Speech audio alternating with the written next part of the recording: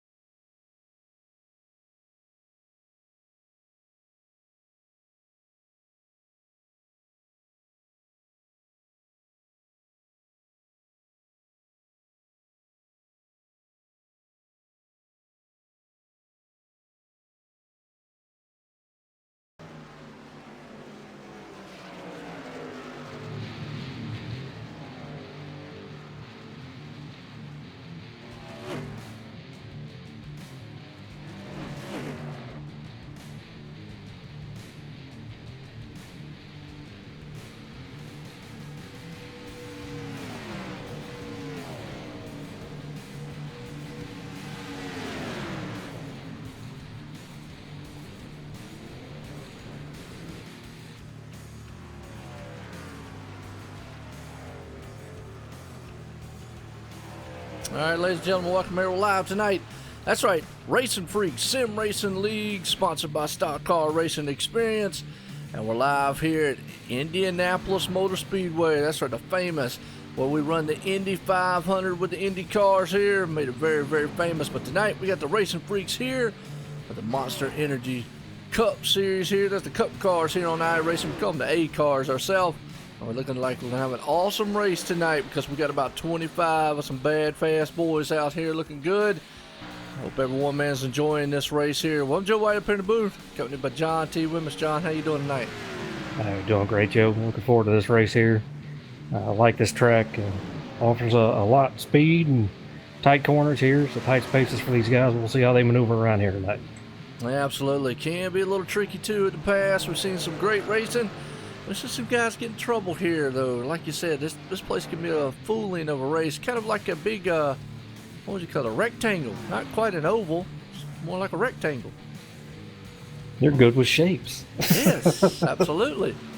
Well, and it's, but I mean, you know, it's still four corners here, and obviously, and but the corners are unique because, like I would say, not being an oval like we're normally used to seeing with 3 and 4 connected together, 1 and 2 connected together. Your turns 1 and 2, you've got a straightaway in the middle of it, so you've got to maneuver that very easily. Got a long straightaways here. It's a very big track here, so you can get a lot of speed going down the straightaway. So that's another thing we're going to have to look at too, because coming into turn 1, you got to be very, you got to put some brake into it, but you got to be very ginger coming off of that on the throttle also. Yeah, this track's all about finesse, really. The way that you enter the turns here, and all about keeping your momentum up. So you want to just roll in and out of the throttle and on the brake and off as well. So you're not really going to be jamming the throttle or the brake pedal. So just a lot of finesse in the driving here. Finesse on your wheel input here. Just such a line-sensitive track, and the minute you miss it, you're going to lose a lot of time there, and you might find yourself on the wall. Yeah, absolutely. And that's we've seen some good races here, like I say, in the past. We've seen some races, well, not so good. I did get to talk with Keith Haney, last week's winner who pulled off that win. Got to talk to him this past Thursday, congratulate him on that win.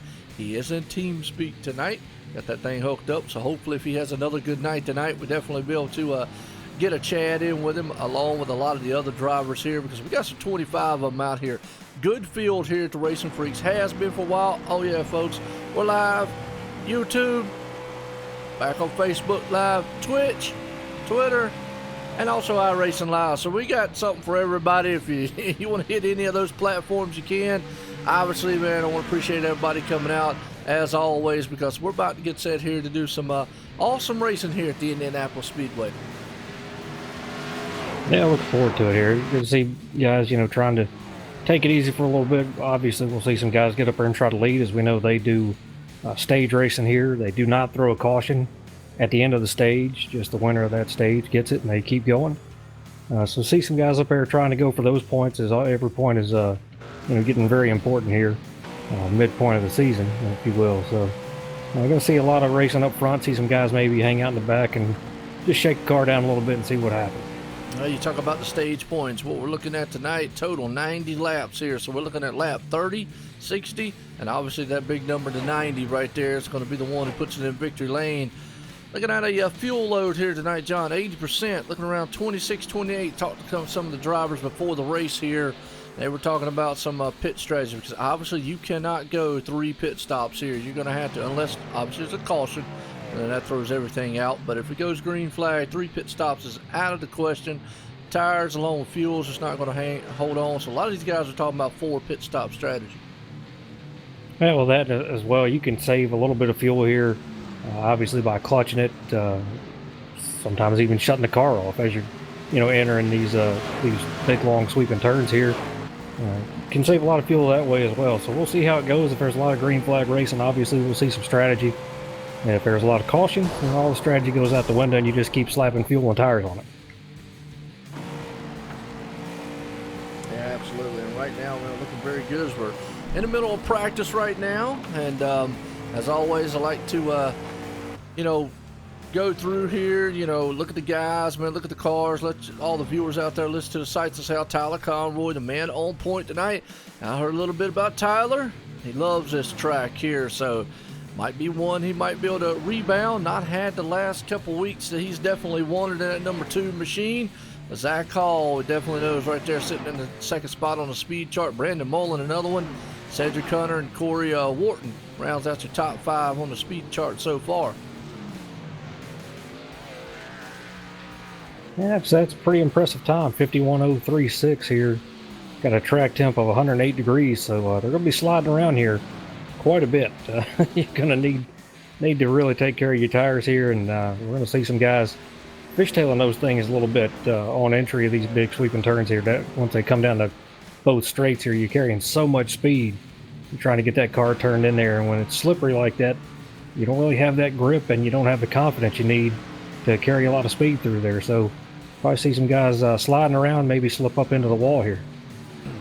Yeah, absolutely. Well, you know, we've raced here several times. We've seen the, obviously, Extreme Boys race here and all. And every time we've raced here, Indy's produced some weird races, lack of a better word. I had a race here one time that we didn't even get it started before a caution flew. I mean, the pace car went in, and guess what? We went down the long straightaway before you get to start finish line.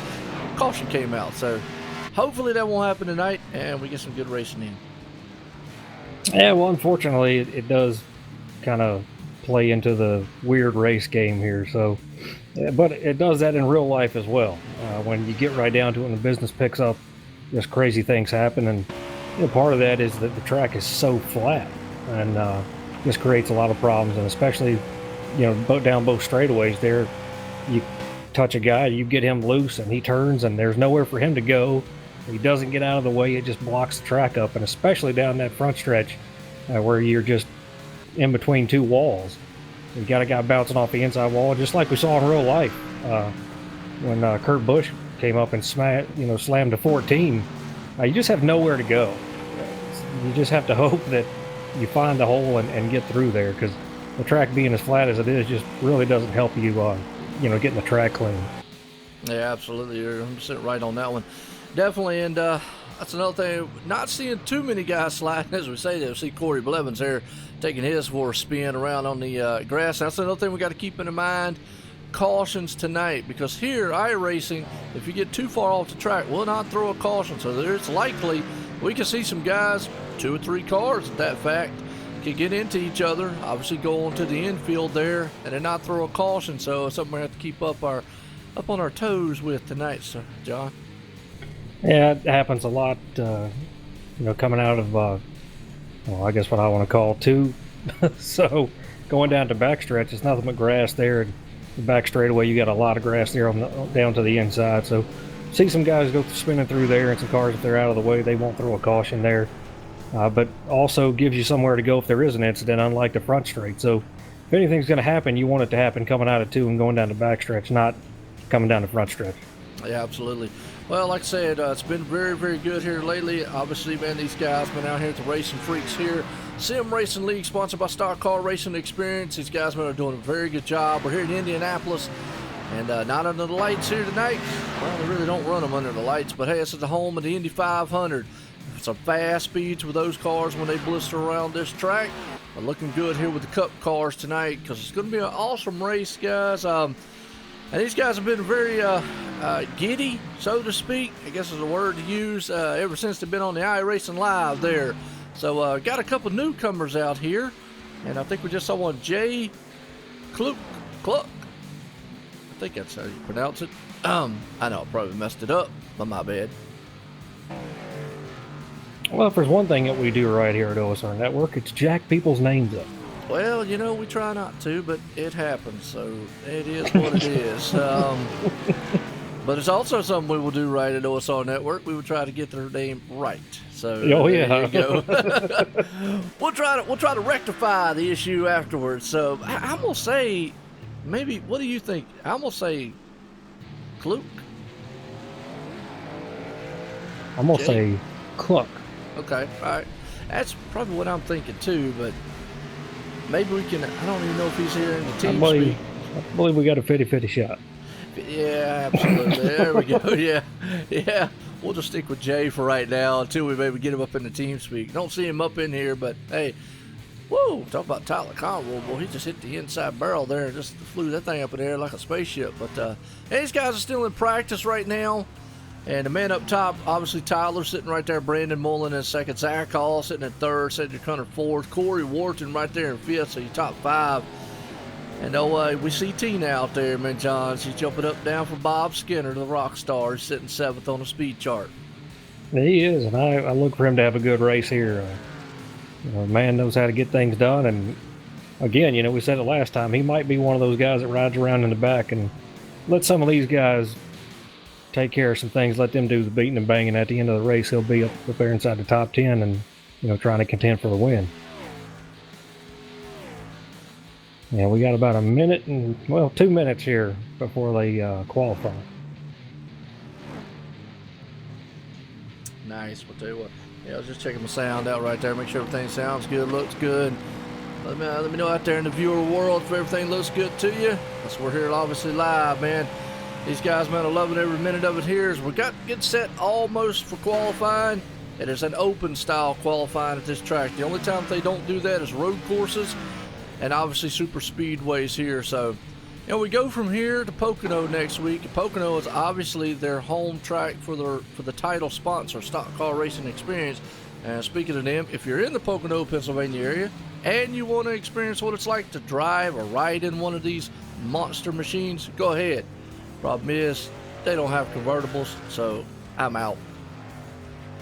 Well, if you're in Pocono, it's a great weekend to be there, obviously. So I look forward to that as well. But that's going to be an interesting race as well. As Pocono kind of plays driving style just like Indy does. Very finesse type track as well. And each turn is a little different than the other. So like myself, I'm terrible in 3 and 4. But I make up time in the first turn and the tri-oval on the back, and that's how it is in real life. You got to give something up one end, gain on the other here. So looking forward to that race as well. I think the racing here on iRacing with these leagues much better than anything you're going to watch on television these days. Oh yeah, absolutely. Well, you talk about that. We look back here this past Thursday, the Kentucky race, ExtremeMotorsports99.com, in the Cup Series there. You finished 6th in that race, did very, very good. It actually was an awesome race. It went 160-some laps, caution-free, one caution for the whole entire race of 185 laps total. So that was definitely awesome of a race there, and like you said, very man, happy. to learn. Very happy. Absolutely. And I earned that 6. Nobody wrecked out to get me up top there. I raced, you go. 165 laps without a caution. Man, it was a great race. I really enjoyed that. Got a lot of help from Jake Nichols, and I've thanked him over and over again, and I'll make sure everybody knows Jake did help me out with some things and taught me a little bit. And he's a good guy to listen to and learn from. And I don't pretend like I know everything. I might be able to analyze things and whatever, but when people are out driving you, then you better ask some questions. So Yep. I appreciate his help as well. And that's what's cool about these leagues, man. Even these guys here at Racing Freaks, they help you. Nobody, talks down to you or tells you to figure it out yourself. They're out here to help each other. What works for you may not work for the other guy, but it can lead you in a good direction. Yeah, absolutely. And you're right there. I mean, it's always good to have guys. I've told some other guys, come over here, check out the Racing Freaks. I mean, I really like it. Also, talking about that is, hey, we got Winstel Cup Series starting up tomorrow night, Sunday night. Those guys, man, are heading to Martinsville in the little K&N cars. So if you like short track racing and beating and banging and door slamming. And Canadians. And Canadians, there you go. Definitely check it out, man, because those guys put on a good show. Just like the Racing Freaks out here tonight. It's going to put on a good show. We're running qualifying. And like I said before, it's an open style qualifying here. So you're going to see all the cars on the track. What does that do, John, in an open style here at a track like Indy? Does it help you or hurt you?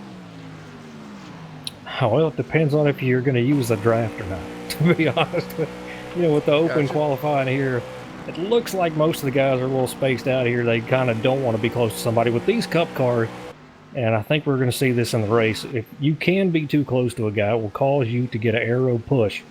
And you do not want that going into these turns here because the line is so sensitive. You really got to take it easy. So you have to know when to use that draft, when to back off a guy here. So don't look for anybody to use that here in qualifying. It's a very cool thing that they do.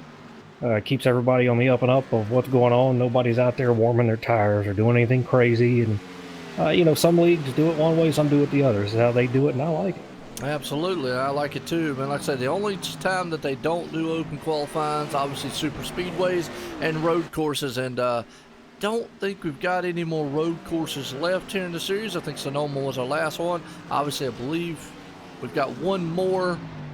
Yep, Talladega with probably one more super speedway, so that's something to look forward to. But other than that, most of them are going to be the normal. Here at this one, I do like this.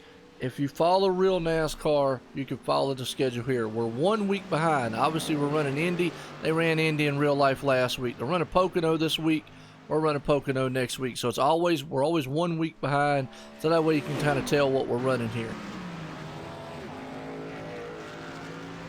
Well, I like it. They don't want to steal NASCAR's thunder, so that's why they do it. So, I mean, honestly, sometimes the racing here is just so much better than what NASCAR puts on. Sad to say that way, but it's the truth, man. Some of those races will flat out put you to sleep. Yeah, usually we have some very, very good stuff here, man, as always. Now look who the man on point right now. Keith Haney, last week's winner, definitely looking very good. Wow. I was about to say, surprise, surprise, surprise. Absolutely. Imagine that. Cedric Hunter right there in second. Neil Odegaard sitting in third. Bob Skinner, the rock star, currently in fourth. Corey Blevins in fifth, round of top five right now. So with that top five running order, very, very good. But as we say that, there goes Tyler up front. Yep. Yeah, much faster time there. The 50.974 to Haney's 51.050. Yeah, let's see if anybody can match it. Obviously, these guys, man, have got around about 5-8 minutes or so, something like that, to be able to get as many laps in as they can. Obviously, you can go in, get a new set of tires, come back out, try it again if you want. But we'll see if that time holds up. Very fast time of about, it's not about a tenth off. Not quite a tenth. Yeah, if you're going to try to take care of that, you better hurry up and do it, as we got 50 seconds left. Brandon Mullen was second fastest in practice with a 51.188. So he's got a chance here.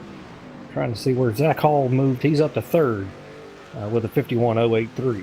Yes, he is. Zach Hall is putting down some bad fast time. Obviously, the defending champ here at RacinFreeks Sim Racing League, sponsored by Stock Car Racing Experience. As he definitely, man, knows how to get that car around this track. Got the paint machine out here. And the one thing Cedric Hunter said earlier, and something I've noticed and I've kind of got excited about because I enjoy it and maybe a little biased, is we got a lot more Fords in the field, so it's more diversified here. Usually it was only one. Now we've got about 4 or 5 out here. Well, as we saw, I've made a change. People will try anything. Hey, there you go. Whatever if it works. makes you faster, and go for it. I got sick. That's my best finish so far, and it was in a Toyota, so you will see it again. Well, plus I got a sponsor on there, and they like Toyota, so. Yep, absolutely. Well, that concludes qualifying. Tyler Conroy, the man's going to put it on top right there in the number 2 machine. Keith Haney right there behind him, last week's winner, is going to be in second. As we're going to get started here in a few seconds to grid these machines up, and we'll go down the grid in order here tonight at Indianapolis Speedway here for the RacinFreeks Sim Racing League, sponsored by Stock Car Racing Experience. Indianapolis, USA, got some partly cloudy skies. Folks, want to appreciate everybody here tonight. As definitely myself and John up here in the booth will call all this action. It'll be very interesting. 90 laps here. We got 3 stages, 30, 60, 90. So get ready, get set, we're going. Yeah, one thing that we're going to have to look out for here is restarts. You know that you and I were talking about that before. We've seen that here at this track before. I've been in a race on this track before where restarts were a major, major issue because the track is flat and because these cars have so much power. You can't get the tire to hook up there, so you really just can't gun that thing. So you've got to, manage your throttle here on these restarts, or you can spin around, get into somebody, and the whole front stretch will be clogged up. Yeah, absolutely. Well, here we go. We're about to set here to get the grid in order, fired up here tonight. As that man right there, Tyler Conroy, putting it on pole here tonight at Indy, the RacinFreeks Sim Racing League. Keith Haney right there on the outside of him. Zach Hall starting in third. Cedric Hunter there in fourth. Neil Odegaard starting fifth. Brandon Mullen in sixth. Got Bob Skinner, the rock star, there in 7th. Corey Wharton there in 8th. Nick Crawford starting 9th, and Corey Blevins in 10th. As we look through the rest of the field, I always say it, week in and week out, star-studded, because it's anybody's ball game here at Indy. You could have one of the baddest, fastest machines out here, but this track can jump up and bite you if you don't know what you're doing or if you don't pay attention. Yeah, absolutely. And, you know, we've got some guys here in the back that, you know, I look for them to find their way to the front, you know, pretty fast. They're, like I said, just shake some things down, get everybody calmed down here, get in a rhythm. That's guys like Dustin German, Tom Drillin, Gerald West, Randy Fayash, Robert Moyer's back there. So, you know, we know how Robert does it, just slow and steady. Wins a race with him sometimes, keeping that thing clean. So we'll see how it goes, man. But I tell you, these times that Conroy and Haney, Zach Hall, those guys put down, we know these first, man, 8, 9 cars right here just fast. And, you know, the first 5 guys are some of the 5 or 6 guys, some of the fastest here. So laying down a fast time, you know, for one lap is great. But there are a lot of these guys in this field to know how to handle this car, you know, and have strategy for the full race. Yeah, absolutely.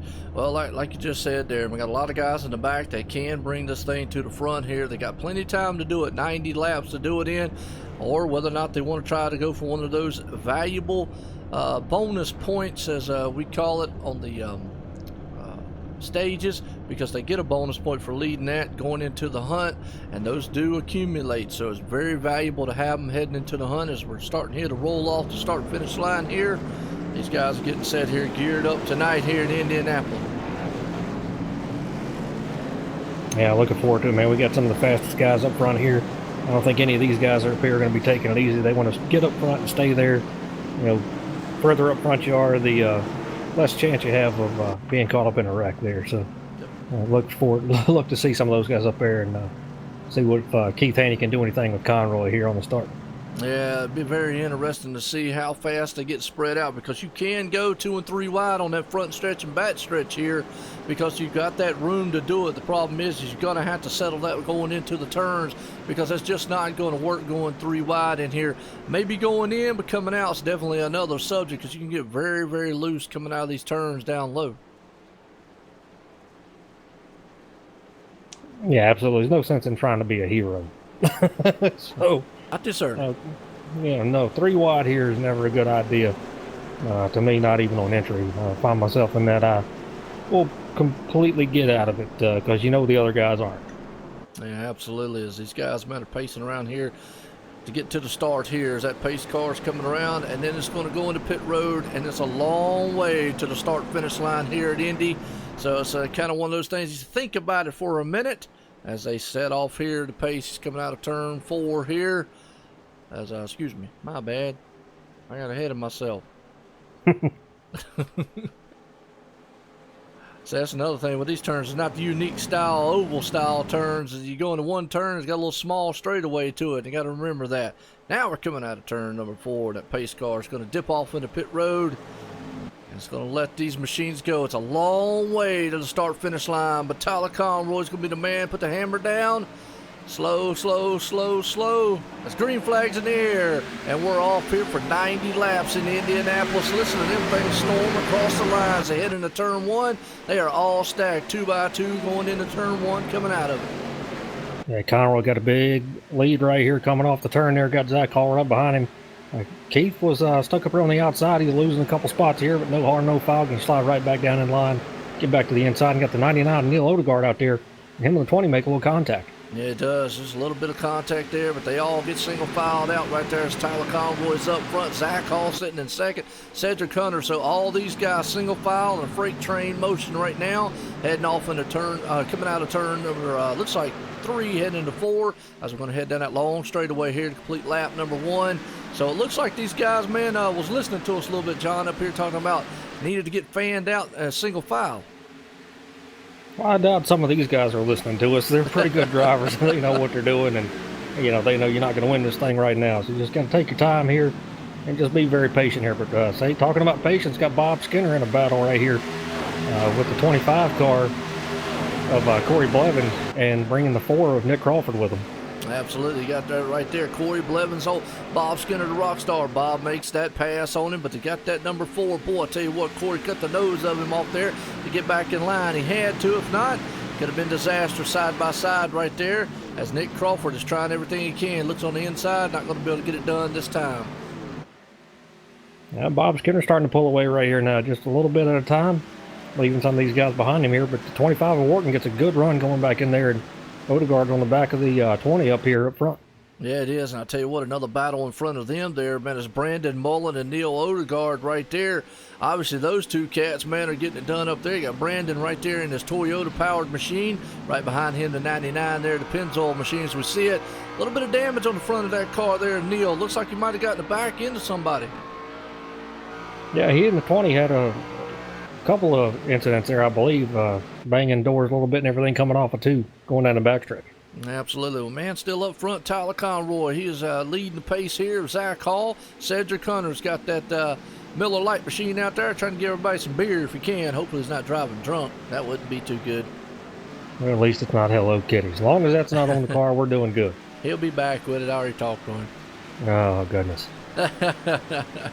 Can't let it go. No, he can't. Keith Haney's looking good, though, man. Still holding on to that 4th place spot. Yeah, Keith is a very patient guy, man. We see him, weekly, so we know he's a good driver. I race with him over at Extreme as well.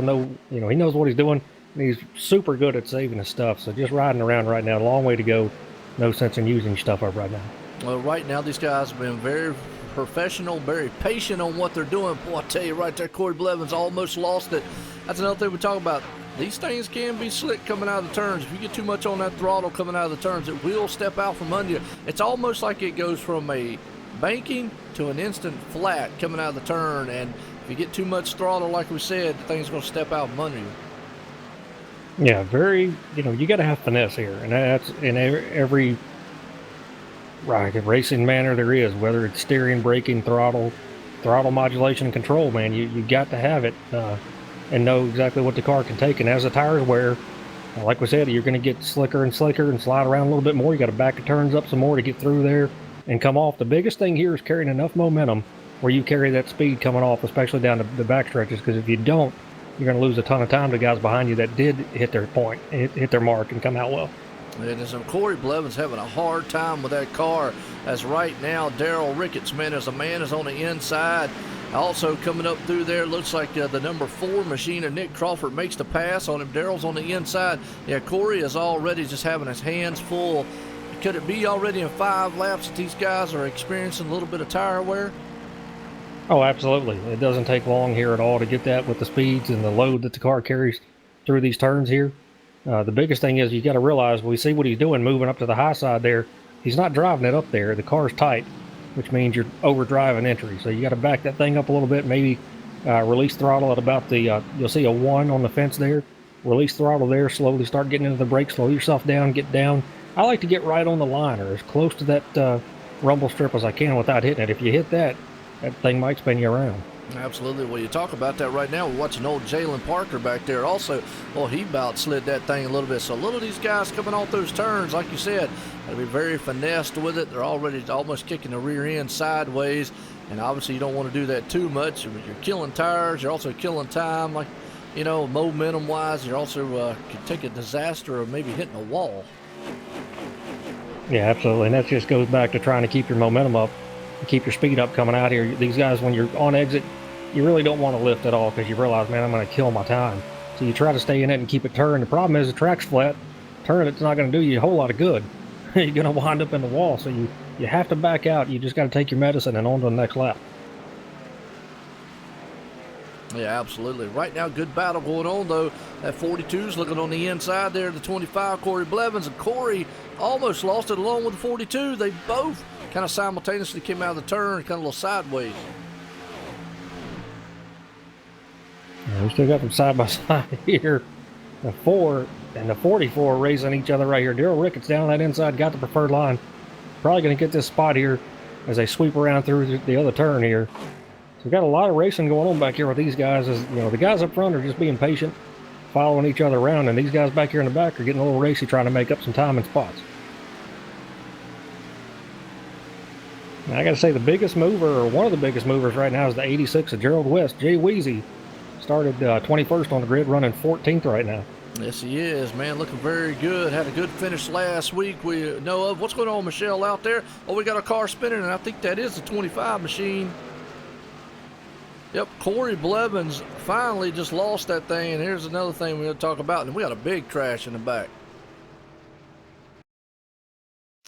I thought there for a minute, John, there wasn't going to be a caution because he hit the inside wall, but let's go back on it here because that was a huge crash here.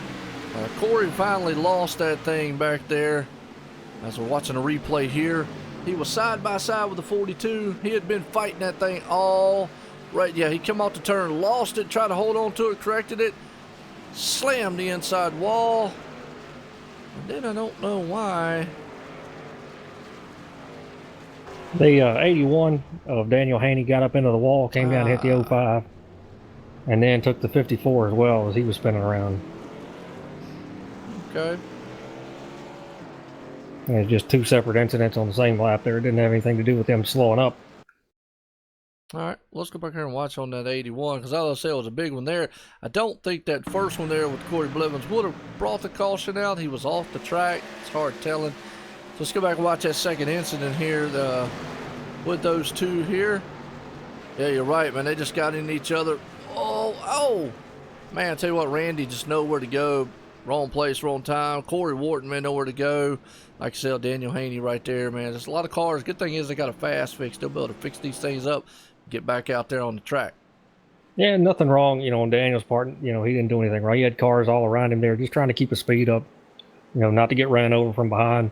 Unfortunately, just wasn't enough grip for him there and put it up in the wall. Knowing him, tried to stay into the wall, but like I said, when you hit it, it's going to bounce you off there because it's just as flat as it can be. So no wrongdoing on his part. He tried everything he could to, not collect anybody else. All right. Well, I'll tell you what. I'm going to tell you, let's get we're going to try to get a talk here with our, well, I can get the right screen here. I'm going to go with this one.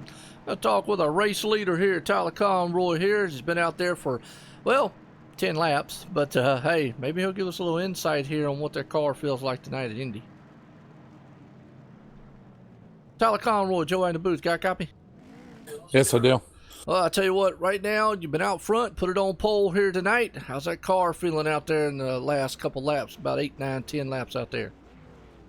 It's feeling all right. This track is just super loose right now, so I'm just trying to hold on to it. All right, well, I tell you what, right there, we saw you a little mishap on the pit stop right there. Is that going to hurt you? Everything okay with it?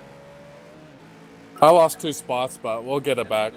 All right, good deal. You think you got the car there to bring this thing home here at lap 90?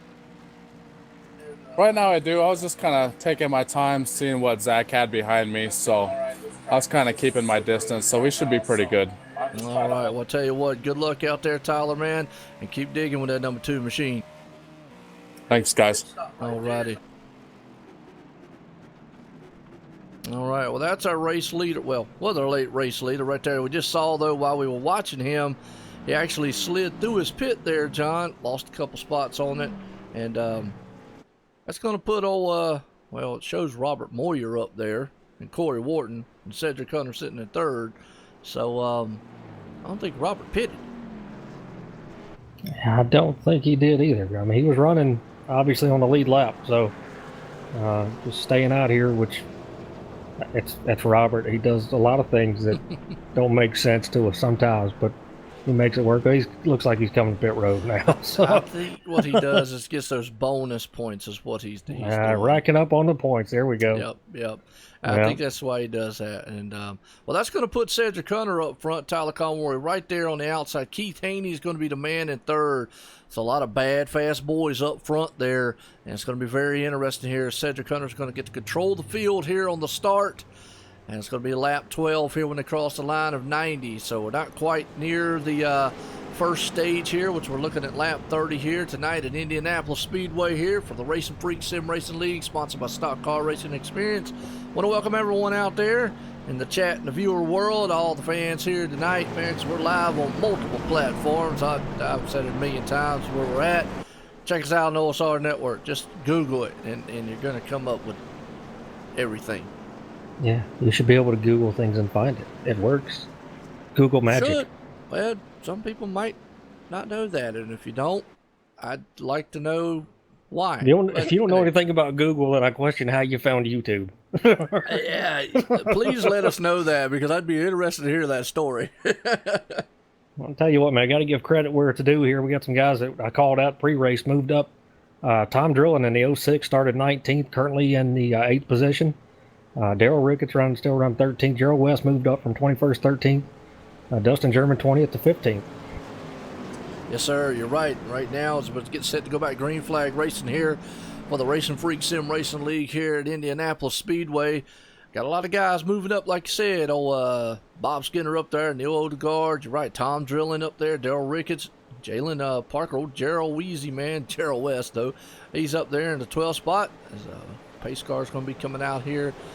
So it's been an interesting race, pretty much what we've thought so far. This pace car is going to take that hard left turn on pit road. Cedric Hunter is going to bring these machines, man, to life here. And lap 12 of 90 is this long, patient way all the way to the green flag flies across the start-finish line. Here we go. Green flag in the air. They are hammered down 2 by 2. And it is a thunderstorm going by the start-finish line, heading off into turn 1, but they are still stacked side by side. Yeah, everybody doing a good job right here, hanging on the outside there. You saw the 2 and the 87 there make a little, or I'm sorry, the 13 maybe make a little bit of contact there. And now, and the 20 is around. Brandon Mullen around right there in the wall hard. No caution because he got off the track, but we're going to go back and watch that again and see if maybe a little bit of contact. They were stacked up, man, nose to tail there, trying to get fanned out. Let's just go back on the replay here, folks, and see what happened in that 20 machine as Cedric Hunter was able to get in front there as he was battling alongside there with Keith Haney. This is what we're talking about. When you see it, it's going to make you sick. All right. They're coming in a turn, and yeah, just a lot of net code there. Wow. Yeah, that's what I meant. Yeah, unfortunate there for a lot of people. You know, a lot of people, if you don't know what net code is, obviously this is an online sim racer, and it definitely happens. And right there is a perfect example of what net code is. So hate to see that, and hate to see that he does have a fast fix. The only problem is no caution came out, so that's going to very, very well hurt him. Yeah, absolutely. You hate that stuff happens, and on a track like this, and I say it's tight, the turns are so tight. You're going to run side by side. It's very hard to do when you're taking a chance on something like that happening. So most of the time, unless it's at the end of the race, I'm just going to let somebody go and try my luck next time, because I don't want to get taken out of a race by netcode. Yeah, and well, the problem is too, John, you say that, you really just don't know it, because, I mean, as a driver, it's a different perspective of what we see. Obviously, you think there's plenty of room, and then the netcode just basically takes over. It's really hard to judge that. You hate doing it, like you said, and anybody out there, but again, right now, very good race. Got a lot of good racing back here in the back, though, with Zach Hall's trying to move himself back up to the front here in that 32 machine. He's got a lot of work to do behind him. Keith Haney's back there in the back in the mix there, along with Christopher Matthews. We haven't talked much about him tonight, but I got 3 cars back there looking to try to get up front. All right, now they're all going to have to chase this 13 and the 2 right here. They're setting down some good times here. Neil Odegaard worked his way up in the 3rd spot here. Tom Drilling, talk about a man on a mission, started 19th. He's moved up into the 4th spot. Absolutely, definitely has right there. So, guys up front are definitely doing it good. We've got a couple battles going on back here. John LeBomber, he is still opted to stay in the Crown Royal machine there. Used to be in the taco machine, so he traded in the tacos for alcohol. Wow, what a combination. Well, sometimes the way his weeks go, he might need a little bit. So keeping some in reserve there sometimes. But that man does a good job. He's just sometimes caught up in other people's messes sometimes. That's just how it goes, man. Yep. Have a little rough part of the season, and you got to make up for it later on. Absolutely. Well, we got the guy we were talking about earlier, Jay, right there, one of the rookies. He's back there in the 15th spot so far. Behind him, Corey Blevins, who got involved in a little incident early on, got his fast fix. He's trying to move it through there, sitting in 16th. But right now, everybody's kind of fanned out here. Been very, very professional and patient. As old James Haney back there in the 18th, and Robert Boyer's back there in the 19th spot along with him. Cody Tabor's out there tonight also. Yeah, Cody out here doing a good job as well. And it runs Hardline, if I'm not mistaken. Yep. I'm going to tell you what, if you like Toyotas, look at that paint job that he's got. That is a nice paint job. Whoever painted that thing did a very, very good one. So new sponsor he's got, new onboard thing here, Textron Off-Road. So whoever did that paint job, I like that. Yeah, that is nice, yeah. Yeah, I really enjoy it. I saw it, he unveiled it on his website there, so definitely a good-looking paint job out there. He's just, you know, running into 20th, trying to get some laps in. James Hackworth's right there up underneath him, takes a spot away from him. So the man up front, boy, Cedric Hunter, and he's got a number 2 machine. He's trying to run him down and run him down fast. Yeah, Tyler's getting to him there. He's running that super low line there. A little loose coming off the 2 right there. But if you can get that thing to turn and stay down on the bottom right there, it gives you your best chance of being able to get back in the throttle early, have a good shot out on exit right there, and catch a lot of speed here. See if he does it again. Now the 13 sees it. He's down there as well. So monkey see, monkey do right now. Yeah, absolutely. And another thing is catching and passing here, because it's almost, I don't want to, well, I guess we could say it's almost like a one groove track here, because you've got to have that inside like you talk about. You could make a pass on the high side. The problem is it's going to be very, very hard, and you better have a very good car that's going to stick to do it. But you need that momentum, like you said, going into these turns. And right now, Cedric Hunter's doing everything he can to slam that inside door on him. And he's just not quite close enough yet to try to make that move to make Cedric have a mistake. Now, but you see right there on exit, Cedric is pushing up a little bit where the 2 is keeping it a little bit lower coming off of there, coming on the exit. So he's making up some time. But like you said, trying to get around the 13 is going to be totally different. You can make up a ton of time. Right here, sticking the nose in there, 13 comes down to block. So like we said, we might see, you know, what happens. He gets right up on his bumper. Maybe give that 13 just a little tiny shove there to shoot him up the track, and he can go around him. Yeah, or try it like we've always seen before. Push him on down the front stretch and push him through the turn. We've seen that actually in real life. We've seen it on here before. As he looks on the inside, if he can get a dive, he's making Cedric think, hey, I'm going to look on the inside. He's not quite close enough. But then again, we'll have to see, man, what he's looking at here as he gets a good run off of 2, and now he's got that inside groove. Yeah, he's definitely there now. When the guy's at your door, he's there. Not at your quarter panel, at the door. He's there. Yeah, well, and that's true. And then also we got to make sure that he can hold it. But look at Cedric Hunter, power back. Thing about it is here, that outside line, they are definitely jockeying around, man, blocking each other front. Good racing this earlier on. It's, I don't know about racing that hard early on, but hey, they know something we don't know. Well, the clean air is so important here at this track, and you know, you wouldn't think that, you know, as large as the track is, but because the turns are so tight, clean air is definitely important, especially if you have a car handling a little bit better. You can get through the turns, as the 2 is doing. The 2 is faster than the 13.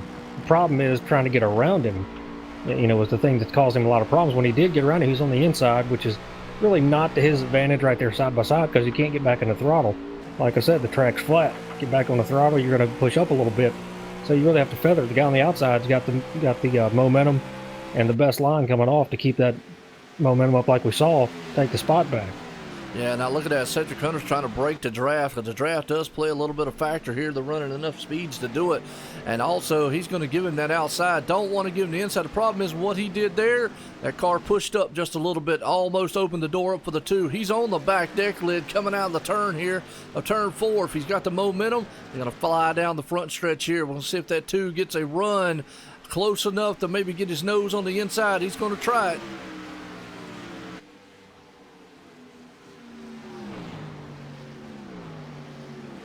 Yeah, he just can't get there. That's the thing. He can't get past him right here. You're going to have to either just be patient, wait for the 13 to make a mistake, which is not that likely going to happen. Cedric is used to people, you know, running up on him, being on him. You can fill up his mirror all you want to. We're going to have to see him give a show. We've got a block going on right here down to the grass. Well, I tell you what, that's a risky move right there, because you know when you block, you take the risk of the guy behind you, man, putting you right out the way. Really, really early to make some moves like that. I'm going to tell you what, I mean, that's a last lap dive ditch effort right there. I don't know about on lap 21, but like you said, out front, the thing about it is if you know, and what I'm looking at here is it looks like the 2 is definitely a lot faster than the 13. If he can get around him, he's be set, sail, and gone. At this point of the race, do you risk bobbing and weaving like that, John? Absolutely. When you're talking about stage racing and the points here, that are up for grabs, yes. Like I said, being up front but is where you want to be. But he's also 2, making the 2 run very hard and using stuff up. Well, what I'm trying to bring to you, though, is if you're that 13 and he makes a move, guess what? It's not the 2's fault if he gets in the back of you and spins you out because you're out there playing, you're playing blocking. So that's what I mean by, is it too early to be playing a dangerous game like that? Let's say it like that. I mean, obviously at any point of the race, you can do anything you want as a driver, but at some point you got to be there at the end to win it. Now 13, obviously Cedric Hunter knows he's got a car up front. He definitely don't want to get that thing in trouble. Yeah, absolutely. But, maybe he also knows Tyler, maybe isn't that type of driver. I'm not going to pretend to know much about Tyler Conroy, but I know you know more about him than I do, but it's too early for a guy to get real physical with you. Well, then that's true. And, again, they were very, very close when that was happening. Now, what it looks like here is what you just said a minute ago, though. Obviously, it looks like the 2 has used a lot of his tires by doing what he was doing. Maybe that was Cedric Hunter's game plan all along. Make him use his car up, and if I stay out here far enough making him use it up, he won't be able to get back around me, and he'll just have to sit back there. So maybe it's something I could think about later on down the race. Yeah, well, if there's one thing that Cedric Hunter is good at, and everybody in the league, and Cedric could get a good laugh out of what I'm about to say, is blocking people. He knows how to do it in a classy way where it's not so, hey, I'm being a jerk about it. Just keeping his position, making you work for it and earn it. And like I said, you're making that guy use his stuff up. So he knew the 2 was faster. So what do? You just stay in his way, take that line away, and take a chance that, maybe he's going to be a nice guy this go around. Now, towards the end of the race, I think you'd have saw that 2 give him a nice little shove there the first time he blocked him. He wouldn't have it again.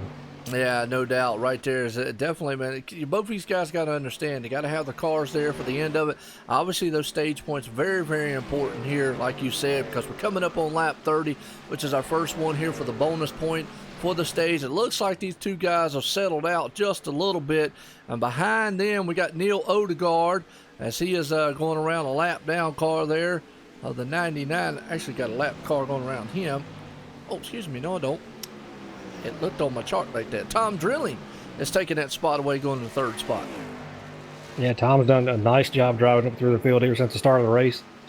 Say it started 19th, in 3rd spot here. So done a great job here for this stage. Got to come around and obviously pit again and see what he can do with these front runners. Well, you talk about lap times too, man. Tom is actually laying down laps faster than the leaders up there, so he might be able to run these guys down on a very long, long green flag run, which is what we're in. Our last caution was back on like lap 8 or 9, so we've had about 15 laps so far. What's going on, John, out there, Waylon and all the people out there, and we're under caution. Yeah, I believe it's the 34.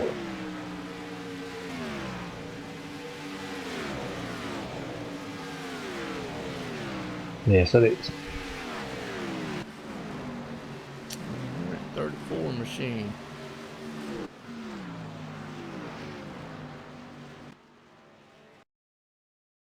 Said 34? 34. That's Jay Cluck. Jay. Yep. He just spun it coming around. Let's go back one more time here so we can catch the whole thing. Looks like a single car spin. Unfortunately, did it on the front stretch here. Now, he actually has the stock car racing experience machine out there tonight.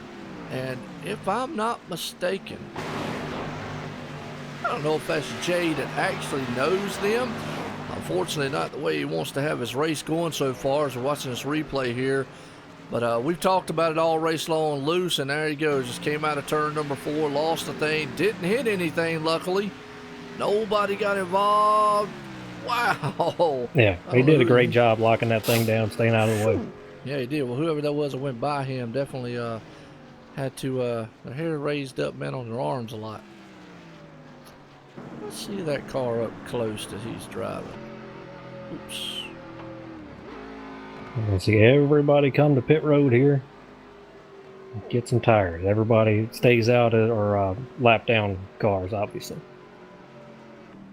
Oh, pit road definitely will be a very, very busy place here as we're at lap 26 here. So it's a very good battle between those two guys up front there, Cedric Hunter, Tyler Conroy. Those guys were putting on a show and a clinic on how to drive and block and aggressive driving and defensive driving. How's that? Well, the other thing is you're talking about, Tom Drilling coming up through there. He was able to pass these guys that were being a little bit more patient. I understand that he was faster, letting him go, while the 13 and the 2 were up there battling each other very hard. Well, we're gonna have to get a talk here with Cedric Hunter. Let's bring him up because I definitely got to get a word in with him on how do you feel about that battle with Tyler up front. Cedric Hunter, Joe White in the booth. Got a copy? Yes, I do. Well, Cedric, I tell you what, me and John was up here amazed by the awesome driving job that you and Tyler out there were doing, but AKA blocking. Yeah, I was going to say, is that your words, John? The amazing driving job? But like I was saying, is it early for that, or was that by design, or was it to absolutely do what you need to do to stay out front? It's knowing how fast Tyler is, honestly. Trying to block him from running away from the field is never too early. So I'm hoping that I can just keep him behind me for as long as I can, because I know that in last year's race he pretty much just ran away with the win, and I know he's capable of doing it again tonight. So hopefully, if I can, tame the beast and keep him behind me, we can hopefully come home with, a good finish or even possibly a win. Well, let me ask one thing: is you were out front. Did you think he might have been a tad bit faster if he got around you? Oh yeah, hands down. Which is why I was blocking. Well, it is what it is, but it's fine. Maybe you can answer this because you are an admin. I just noticed something. Looks like Tyler Conroy is not behind you coming out of the pits. Did he just get a penalty on pit road?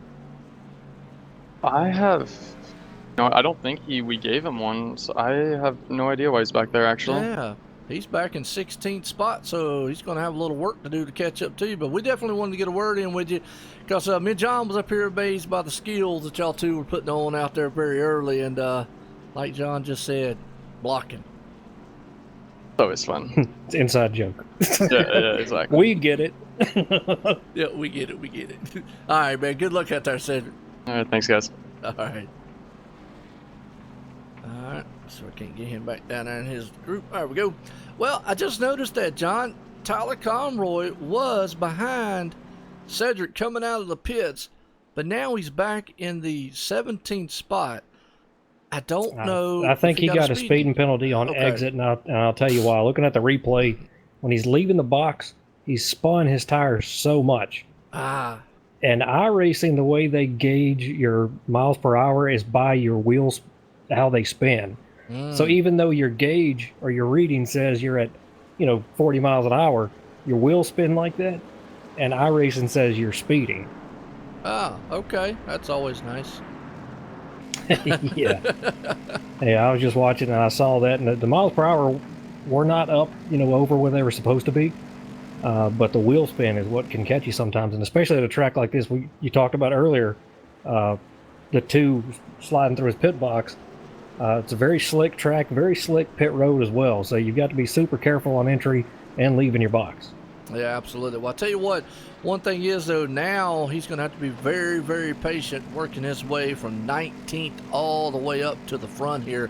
He's definitely got some work to do. With Cedric Hunter's right here. So when we go back green flag racing, folks, it's going to be lap 30.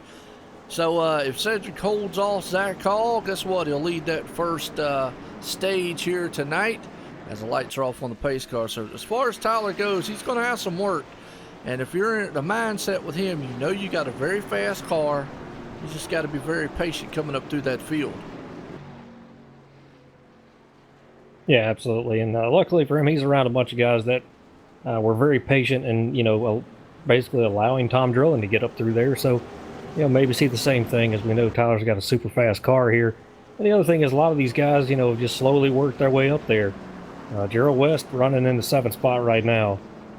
Tom Drilling in 4th. Dustin German 20th to 9th. What'd you do to that boy? I made fun of him a little bit. Well, the reason I say it's because he's been doing good the last couple of weeks. Very good. He knows how to drive. He's putting in a lot of practice time too, so that does matter. That's the thing about it. When he gets down right on it and serious, he can drive. Absolutely, we're seeing it right now. Looking very good because, like you just said, he's up in 7th. Had a very good finish last week.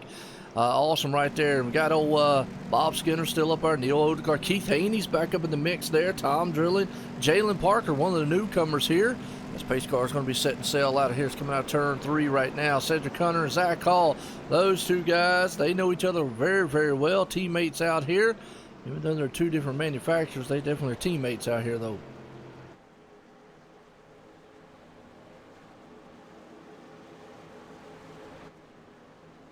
As the pace car's coming out of turn 4 here. And it's going to be the set sail onto pit road. It's going to take off that air and set these monster machines, as I like to call it, long straightaway here before they go green flag racing. So you got a lot of patience got to be brought up here. A lot of poise here. As the green flag's in the air, Cedric Hunter puts a hammer down. And Zach Hall right there beside him as they storm off. It's like a thunderstorm heading off into turn number 1. They'll be very, very patient back there in the back. It's still 2 by 2. Cedric Hunter gets that cleared up front. Well, thought he did. No, he didn't. Zach Hall comes back on the outside. Yeah, fighting back big time on the outside. Tom Drilling's on the outside as well. The outside of the 42 with Jalen Parker. Keith Haney on the bottom under the 06. And Gerald West up there behind Keith Haney. Yeah, it is. Well, look up front. Zach Hall says, not so fast. Mr. 13 there, Cedric Hunter. I saw y'all battling up there. If I could stay side by side, door to door as they go on the turn, they are still door to door coming into turns. Yeah, there's one guy, one other guy that Cedric doesn't want to see up there beside of him. It'd be that 32 with Zach Hall. Absolutely. Well, he cleared him right there going into turn 4, coming out of it as they head down the long straightaway here to complete lap 30. He's wanting that bonus point lead. Actually, it's going to be lap 31 here. Excuse me. As we see Tyler Conroy back there already making moves to try to get up front. I'd be very patient here as Zach Hall had to go back in the 2nd. Jalen Parker right there closing in, and Keith Haney's running in the 4th spot. Yeah, Jalen Parker is another one. Started 12th on the grid here, running in the 3rd spot here. Doing a great job. Just got to be very patient. We still got a long way to go. Follow these guys up here. As we know the 13, 32 are some fast guys, but Cedric's starting to pull away just a little bit. Yeah, he is. Definitely pulling away some right there on Zach Hall. Jalen Parker's got his hands full with last week's winner, Keith Haney. That man in that Ford machine there is looking very good. He's all over the back deck lid of the 42. He's got to be very patient there. And Keith Haney, we know he can drive the wheels off of something out here. We've seen him do it time and time again. Tom Drilling right behind him. And the old guard right there in 6th. Bob Skinner holding there in 7th spot. Yeah, it looks like everybody's just pretty much single file right here, being very patient, just trying to see when the guy in front of them slips up a little bit. Let the tires come in and start doing your thing here. Some of these guys, we know they're taking care of their stuff. Absolutely. As we hear you're having a hurricane in the background. Yeah, somebody's making racket again. That's all right. Well, we got real life stuff going on, folks. We're not in the studio. We're actually in our studio of homes. How's that? Is that what you call my living room? Well, yeah, there you go. Living room, yeah. Yeah. My wife came in the room in here. She saw the sound stuff on the wall. She goes, what in the world is that? Is that needed? I said, yeah, it's needed. Now leave. It's needed, and you need to get out. Right, that's right. Now leave. Don't be asking questions. Hey, another guy, man, looks good. Is just up in the 9th spot there. Dustin German. He started 20th, currently sitting in 9th. He's going to move his way, man, slowly up there, running right behind, man, old Gerald West there in the 8th spot. Yeah, they're 2 teammates there, so they run together pretty frequently, man. As we all hang out in the same team speak there, so good to see those guys having a great race so far. And Dustin German's another one, man, that knows how to drive and, practices a lot as well and is very good in a cup car. Absolutely. Well, I'll tell you what, old Bob Skinner makes the pass on Neil Odegaard for the 6th place right there. So the rock star's on the move trying to get up front here as we're live here tonight at Indianapolis Speedway, folks, for the RacinFreeks Sim Racing League, sponsored by Stock Car Racing Experience. That's right, we're at lap 33 of 90, man, in Indy. So it's been a very, very good race so far. We've had only 2 cautions so far for tonight. That's what we get a quick summary right here. 33 and 96 lead changes, 2 cautions so far. So a very, very quick paced, but very professional style race so far. Absolutely, a lot of give here from these guys so far. We've seen saying that the 42 of Jalen Parker allowed the 87 of Keith Haney to go around him, so Keith moves into 3rd. Absolutely, and there was a scene right here of Gerald West.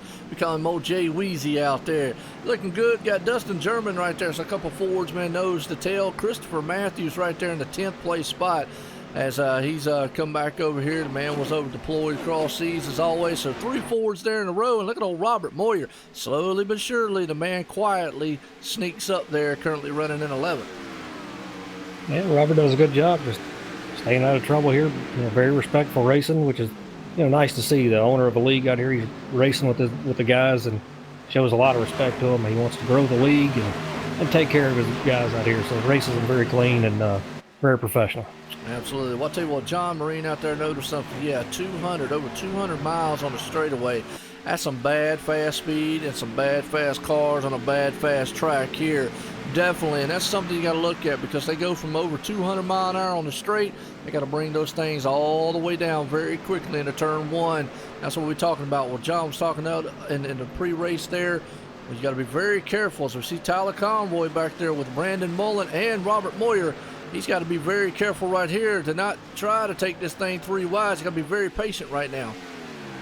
Yeah, right now Tyler's doing what he needs to do. Just stay behind the 20 here. Brandon, give him a shove down the front stretch. Be on that inside line there. Get a good run through here. Robert's going to let him go, obviously knowing that the 2's faster. Absolutely. Well, we're talking about from 202 all the way down to about 150 some mile an hour.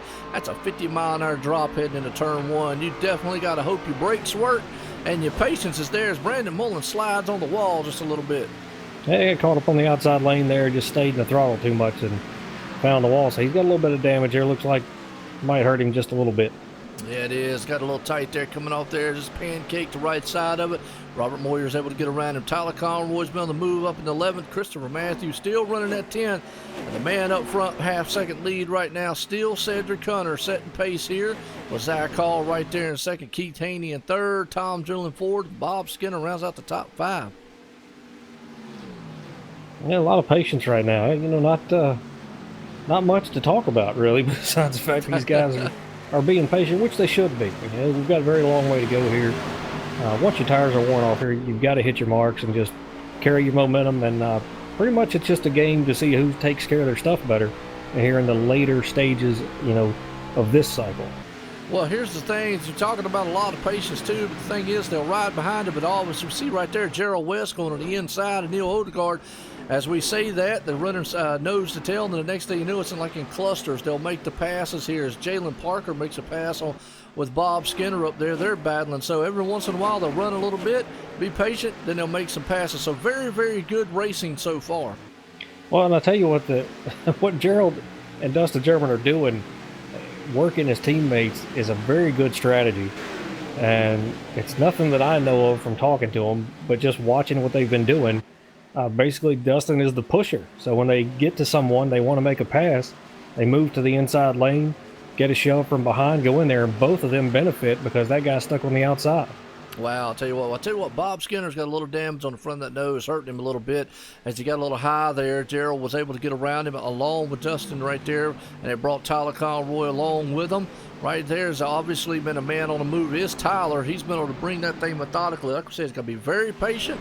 Look at old Gerald, man, looking good up in 6th spot. Jalen Parker's another one right there in 5th. So kind of watching this whole pack here because up front still Cedric Hunter setting pace. Our call is closing just a little bit, so we'll get you up there with that here in a minute. But I'm watching these guys back here because there's very good battling going on. Yeah, a lot of jockeying here and guys trying to size each other up. And the 2 obviously trying to make up some time here. Done a great job to come from where he was mid-pack up here to 8th spot right now, but obviously wanting to get up here around some of these other guys. But like I said, right now it's just all about trying to conserve your tires, take care of your stuff here. And Cedric right now got almost a half a second lead over Zach Hall, and then the battling's all back here. Absolutely. Well, and the reason is because they're all in a freight train right there, nose to tail, going around here at the Indy. And that's what you see. It looks like so far, if you look at it, you're going, well, these guys are just running in a single file. Next thing you know, they're side by side. It can happen that quick because what you said, you got to be very finessed in the turns. And the turns here, you can close that gap in very, very fast.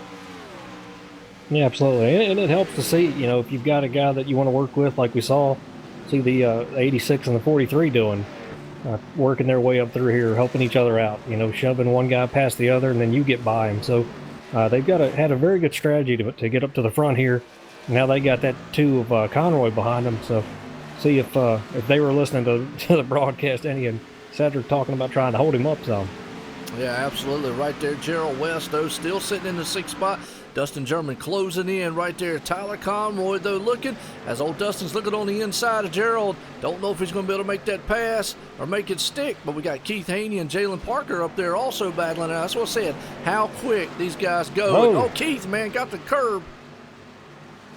Wow, he held on to that thing. Yeah, he did, and it was just good professional move on his part there. Looked like he was just getting down out of the way, not to cause a problem for anybody else. Absolutely. Well, I tell you what, Tim, you're right out there. Well, look at old Bob Skinner. He made the best of that move right there. Everybody checked up. He said, see you later, I'm gone. And making rock star moves here. As Dustin German made a good move to get it up in the 5th spot. Bob Skinner there in 6th, Gerald West. So it is a good battle, like you just said, jockeying around for position back here. All these guys, man, but they're being very patient doing it, very professional doing it also. Yeah, like I said, I'm very impressed by the amount of give so far in this race with these guys. As they know, you got to be there at the end, and that's what's the most important thing. You can make up time and you can try to barrel through here and run guys over, but we haven't seen that good professional racing here. A lot of give on these guys' part now. What we'll see in the last 10 or 15 laps will not be like this. Absolutely. Well, I tell you what, most notably here we got to look at, because Tyler Conroy was up there in the mix of all that happened when Keith got loose. Everybody got checked up. Problem is, he checked up. He's got damage on the nose of that car, but that's just how fast it can happen here at Indy. You never know. No fault of his or no fault of anyone else. Like I say, Keith just got loose. That checked the whole crowd up there. They all were nose to tail, and at these speeds, hey, you're going to run up on somebody very, very quickly. Yeah, and especially as slick as it is, right? You get on the brake, you're not going to, the car doesn't react the same as it would if you have grip, obviously. So, when you're trying to grab brake and slow down, it takes even longer to do as well. All that's taken into account in sim racing. There's a lot involved in this. It's much more complicated than people may think if you've never done it. You think, oh, it's just a game. There's a lot of technical side of this that iRacing puts into this game to make it as real as possible, with feedback from teams and drivers, especially drivers today, as we saw in the Xfinity race. Well, they have 3 guys in there that are iRacers or use iRacing, especially Ty Majeski. We all know that. But Priest, that won the race, came from iRacing as well, does it as well. So you get a lot of good feedback from these guys on what the cars feel like and handle like, and so they try to make it as true to life here as well. Absolutely. Well, I'll tell you what, right now, Christopher Massey is looking very good on the back deck lid. So I'm still back here just watching, because these guys, man, are all just single file, nose to tail, and a form blind here, looking good. So got a unique camera shot there for you folks on the top side. Made it to where it kind of rotates a little bit. Make you kind of seasick as you're watching, I reckon. I'm always fiddling with something. Try to make it better. We're under caution. Yes, we are.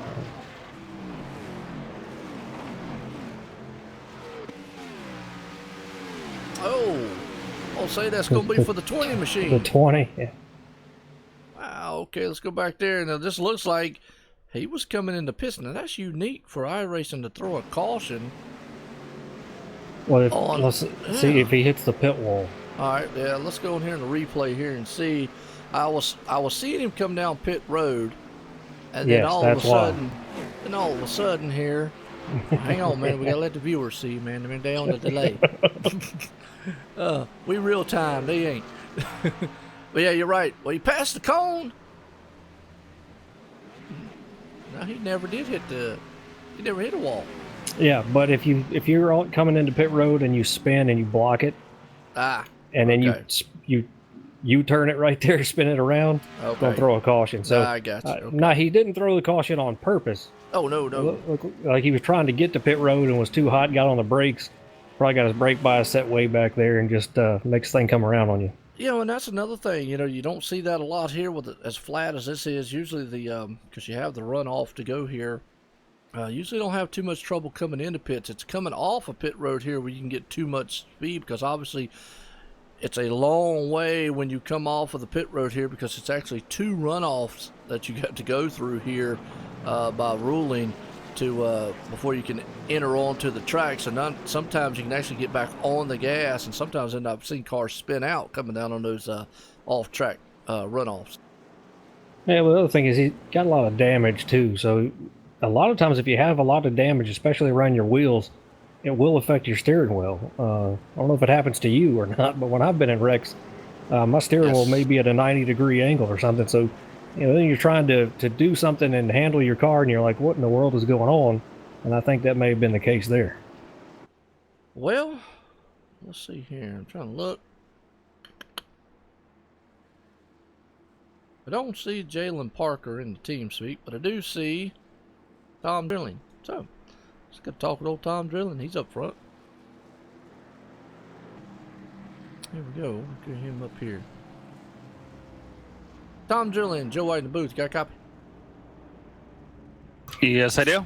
Well, Tom, looking good in that Lowe's machine out there. How's the thing feeling out there? It's feeling really good, especially on long runs. Absolutely. Well, think you got the car to be able to bring it home here at lap 90? I think I be able to fight with them. I don't know if I have the speed right away, but during the long run, I think I have something to fight with them about. Well, you've been up front most of the day here, so you've been fighting up there pretty good, so keep it up there, Tom. All right, thank you. Thank you for putting on a great show. Oh, not a problem. Thanks again.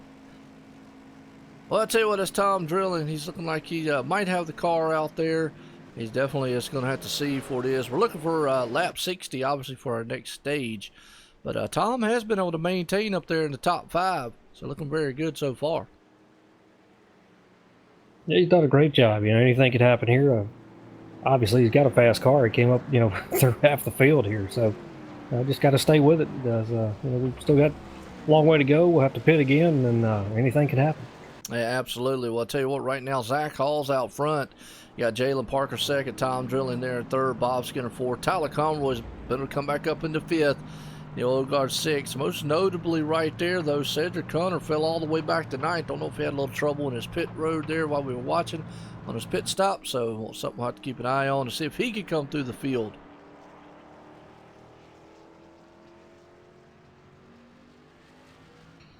And yes, John, I appreciate you complimenting there. And I always do subtle changes here and there. Just, I don't know. I get bored.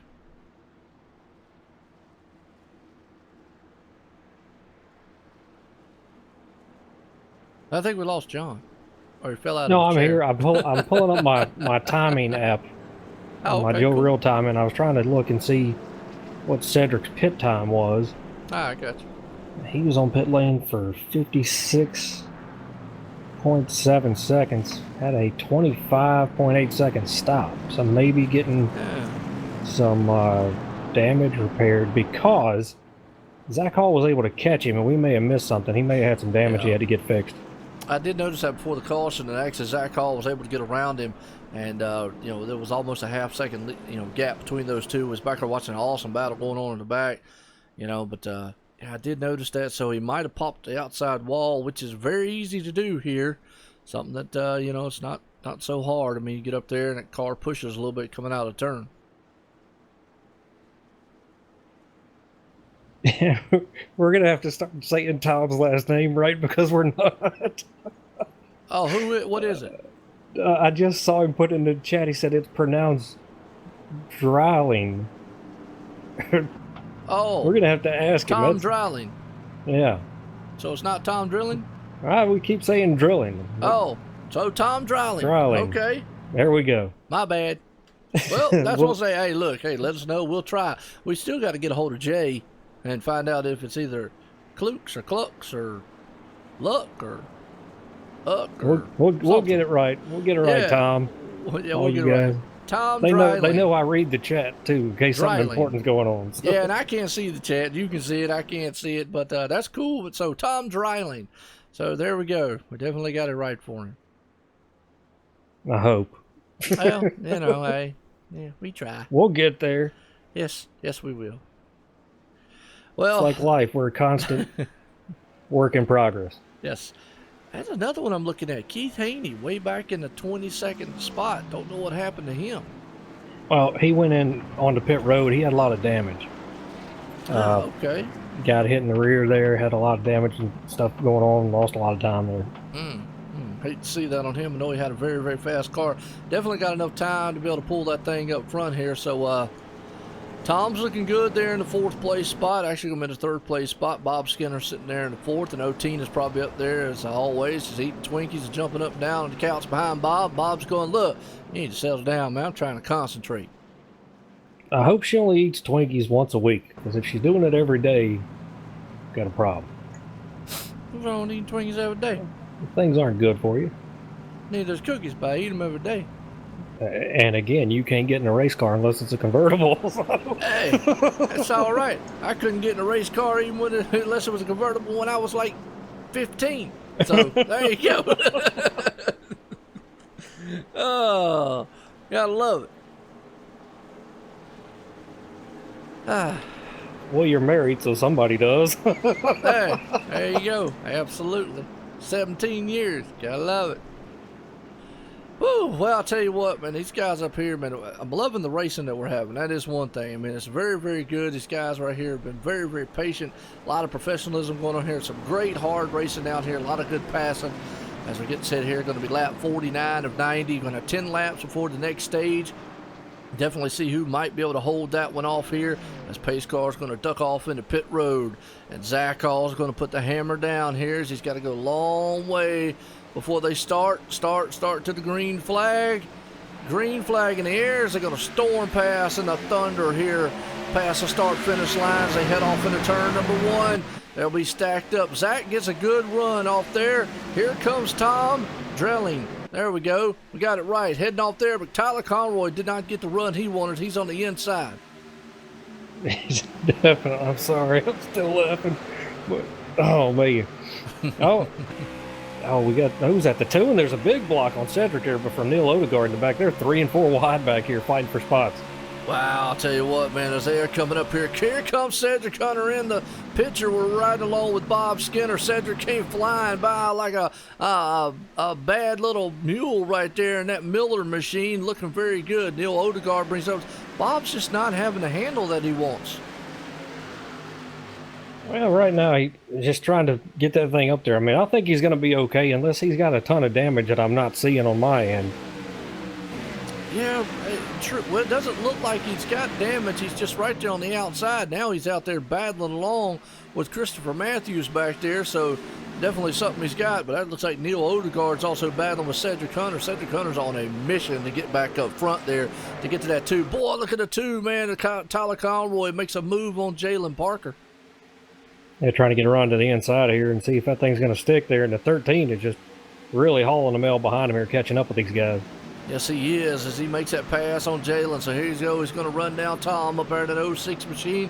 Then he's going to set his sights for Zach Hall, who's the leader up front. We have to see that number 2 machine. Definitely, he's had an eventful day. Had to start the back. So was the 13 there, Cedric Hunter. So it's going to be interesting to see if these guys get up front. What's going to happen next? As right now, looking good as Neil Odegaard still in the 6. Robert Moyer, look at that. Pulled it all the way up in the 7th spot so far.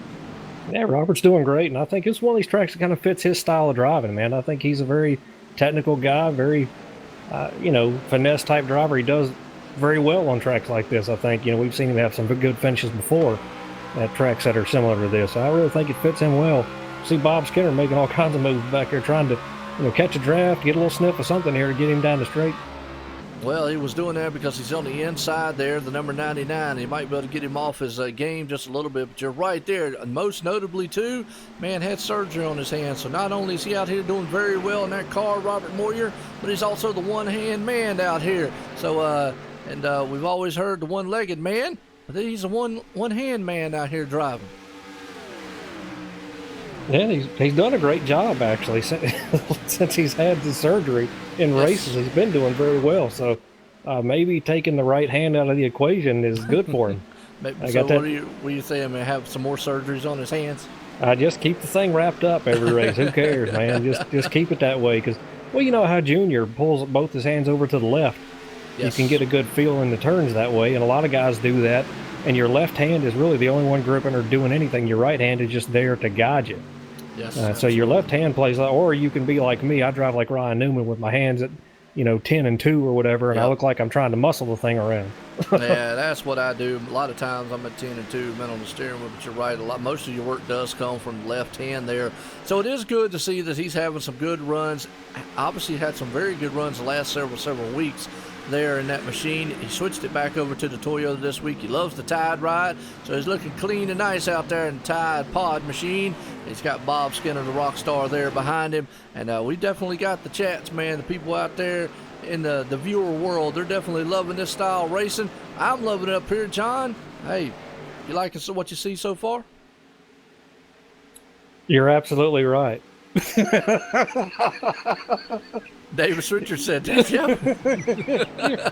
You're absolutely right, Joe. I see that. Oh, man, I love it right there. It's good racing out here. That's Davis's coin phrase right there. I know it. Look, I just saw him pop up in the chat. You're absolutely right. I think he said it about 25 times the other night. He did. Davis was up in the booth, folks, with me the other night at Extreme, and he'll be up in the booth with me pretty much the rest of the season here every Thursday, and it's going to be awesome, man. He enjoyed it, did a great job up there, had fun, and absolutely right, he did good. So that was his famous words. You're absolutely right. So if you go back and watch it, he says it about 100 times, but hey, that's okay.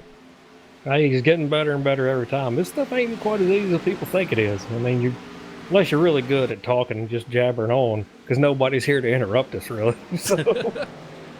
Well, right now, though, Tyler Conroy tried to go on the inside of the 32. He caught the apron there a little bit, almost lost that machine. That's something he's got to be very careful with. Here comes the 13 of Cedric Hunter on the inside of the 6. Well, we got a heated battle about to happen up front here. Yeah, absolutely. That 13's done a great job getting up there. And saw the 42 of previous lap, Jalen Parker. Put that thing in the wall coming out of 2 right there. Just got super tight. Couldn't do anything about it here. But Zach Hall's hoping that these 3 right here start mingling up a little bit here and just race each other and let him stretch his lead out. Yeah, absolutely. Well, Zach Hall up front's got a little damage on that nose there. So those 2 cars, boy, I tell you what, the 6 got awful wiggly right there in front of the 13 machine. The 13's trying to look on the inside. If he can get around him, he might be able to set his sights on that 2 machine up there who had to settle down just a little bit. He was on the inside there. Zach Hall caught that apron, slid that car a little bit. You know and I know, John, when that happens, sometimes it gets your composure back with you.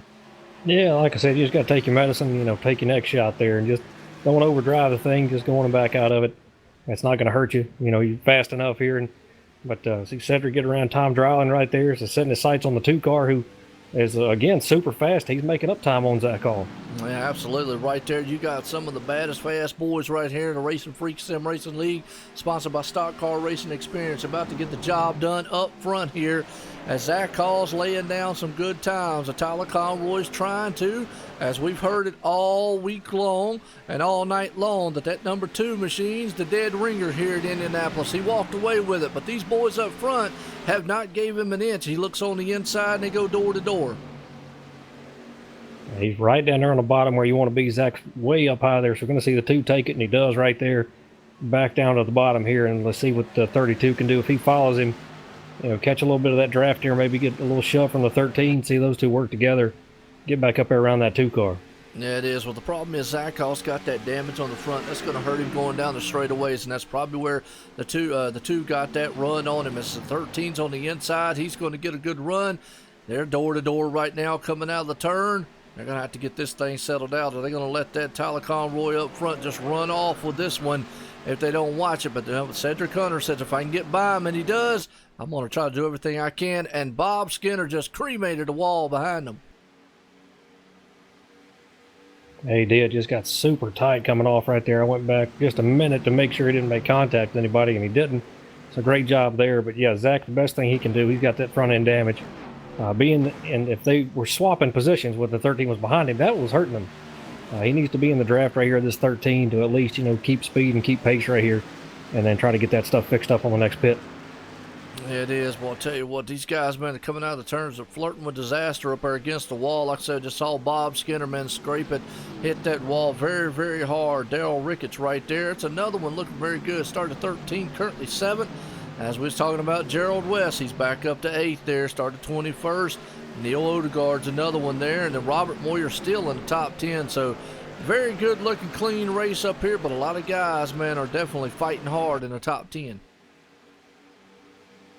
Yeah, definitely. All right, once again, these guys up front there just spaced out a little bit here. Cedric trying to race down, drive the 2 down here, and got some battles going on in the back here. A little spread out themselves here. We're going to be getting close to the pit window here again for these guys, and what are we, about a lap and a half away from the second.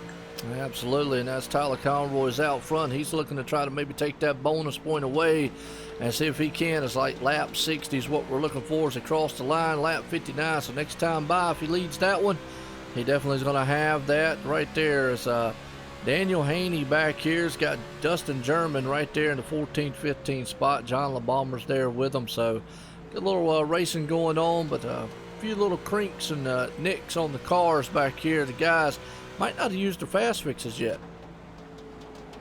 No, like the 99 Odegaard, he hasn't used his yet. Good move on their part. I mean, he's still got speed in the car. Running 9th right now. Don't need to use that thing. We still got a long way to go. Lots of stuff could happen. So try to hold that in your pocket as long as you can, as long as your car's got speed. Yeah, absolutely. Right here, but I'll tell you, these guys, man, are doing very good. So, kind of fanned out here right now. Let's do what we like doing here, man, at OSRNetwork. Let's still run down to the field here right fast. There's a man out front right there in the number 2 machine. There, Tyler Conroy. He is leading the way here tonight in first place. Man in second right there, the 13 of Cedric Hunter. Looking very good running in second. Zach Hall there in third. Got a little damage on the nose of it, but he's still hanging on third place. Tom Drilling. There we go. We got it right there, sitting in the 4th place in the 06 Lowe's machine, looking good. And Jalen Parker's another one right there. Has been on the maintain all night long, sitting in the 5th. Daryl Ricketts and Bob Skinner battling it out for 6th and 7th, respectively, right there. Gerald West just riding around, having a very good night here in his own right, as he's sitting in the 8th spot right here. And old Neil Odegaard's another one. He's been up front all night long, sitting in 9th. Robert Moyer, been talking about him all night long, the owner here at RacinFreeks Sim Racing League. Man's doing very good, being very patient, running in the 10th place spot. Christopher Matthews, another one. Looking good. Got the Bullet Club on there. Very nice looking paint job. Looking in 11th spot. And then got old Nick Crawford there running in 12th. James Haney, though, sitting in 13th. Dustin German in the 14th spot. Daniel Haney, he's out there running 15th. And old Randy Fawcett and John LeBomber, they're out there battling for 16th to 17th right there. And old Jay, I'm going to say luck, just to say. He's got the stock car racing experience out there, running machine. That's actually the title sponsor here at the RacinFreeks Sim Racing League. It is sponsored by the stock car racing experience there. So he's running in the 18th spot so far. James Hackworth sitting in 19th. Old Brandon Mullen, the first man a lap down, sitting in the 20 machine. He's in the 20th position. Eric Talent there on pit road, a little tore up. He's the next man a lap down, 21st. And Keith Haney back on pit road for some reason.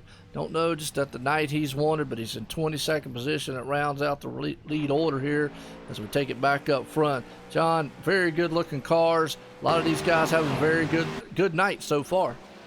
Yeah, doing a great job here. We see a great battle between Gerald West and Bob Skinner. Oh, and Skinner fishtails it coming off the turn right there. Loses a little bit of time, and he's doing it again, loose again on exit, trying to hold on to that thing. Yeah, he did, and I think Neil Odegaard almost, but just barely, might have tapped him and could have sent him around, but we caught the tail end of that one there as old Bob Skinner's got his hands full with an evil handling machine out there in that number 82.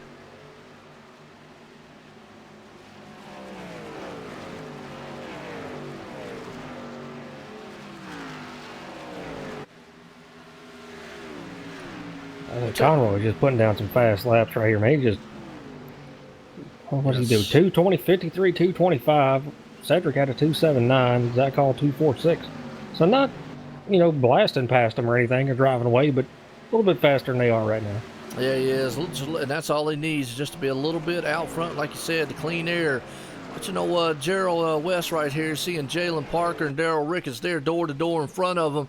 So he's got to be very heads up there, mindful. If not, those guys men up there might get into each other, and he's got to be able to be an evasive maneuver. So Robert Moyer, look at that, moved it up in the 8th spot. Yeah, Robert just having a good, consistent night so far. Just staying out of trouble, just taking his time here. I think he'd be happy. Good top 10, top 5 come out of here. Man, be excited. Oh, yeah, absolutely. Well, that's what I'm saying. Well, I want to appreciate everybody coming out here. So we're on a multitude of platforms here tonight. There's your big word for you, John. Multitude. The thesaurus pays off again. Absolutely. I can't even say that word, by the way. Well, you just did it. No, I'm saying the thesaurus. Oh, thesaurus. Say you just said it. Have faith in yourself. Yeah. It's called self-esteem for a reason. Slow down to say it, though. That's okay. Yeah, I know. Little Gerald West, man, just made the pass on Jalen Parker for 6th spot, though. You're going to put up with him over in your team speak afterwards. I know it. He's going to want to race and do all kinds of stuff now if he comes out here with a good one.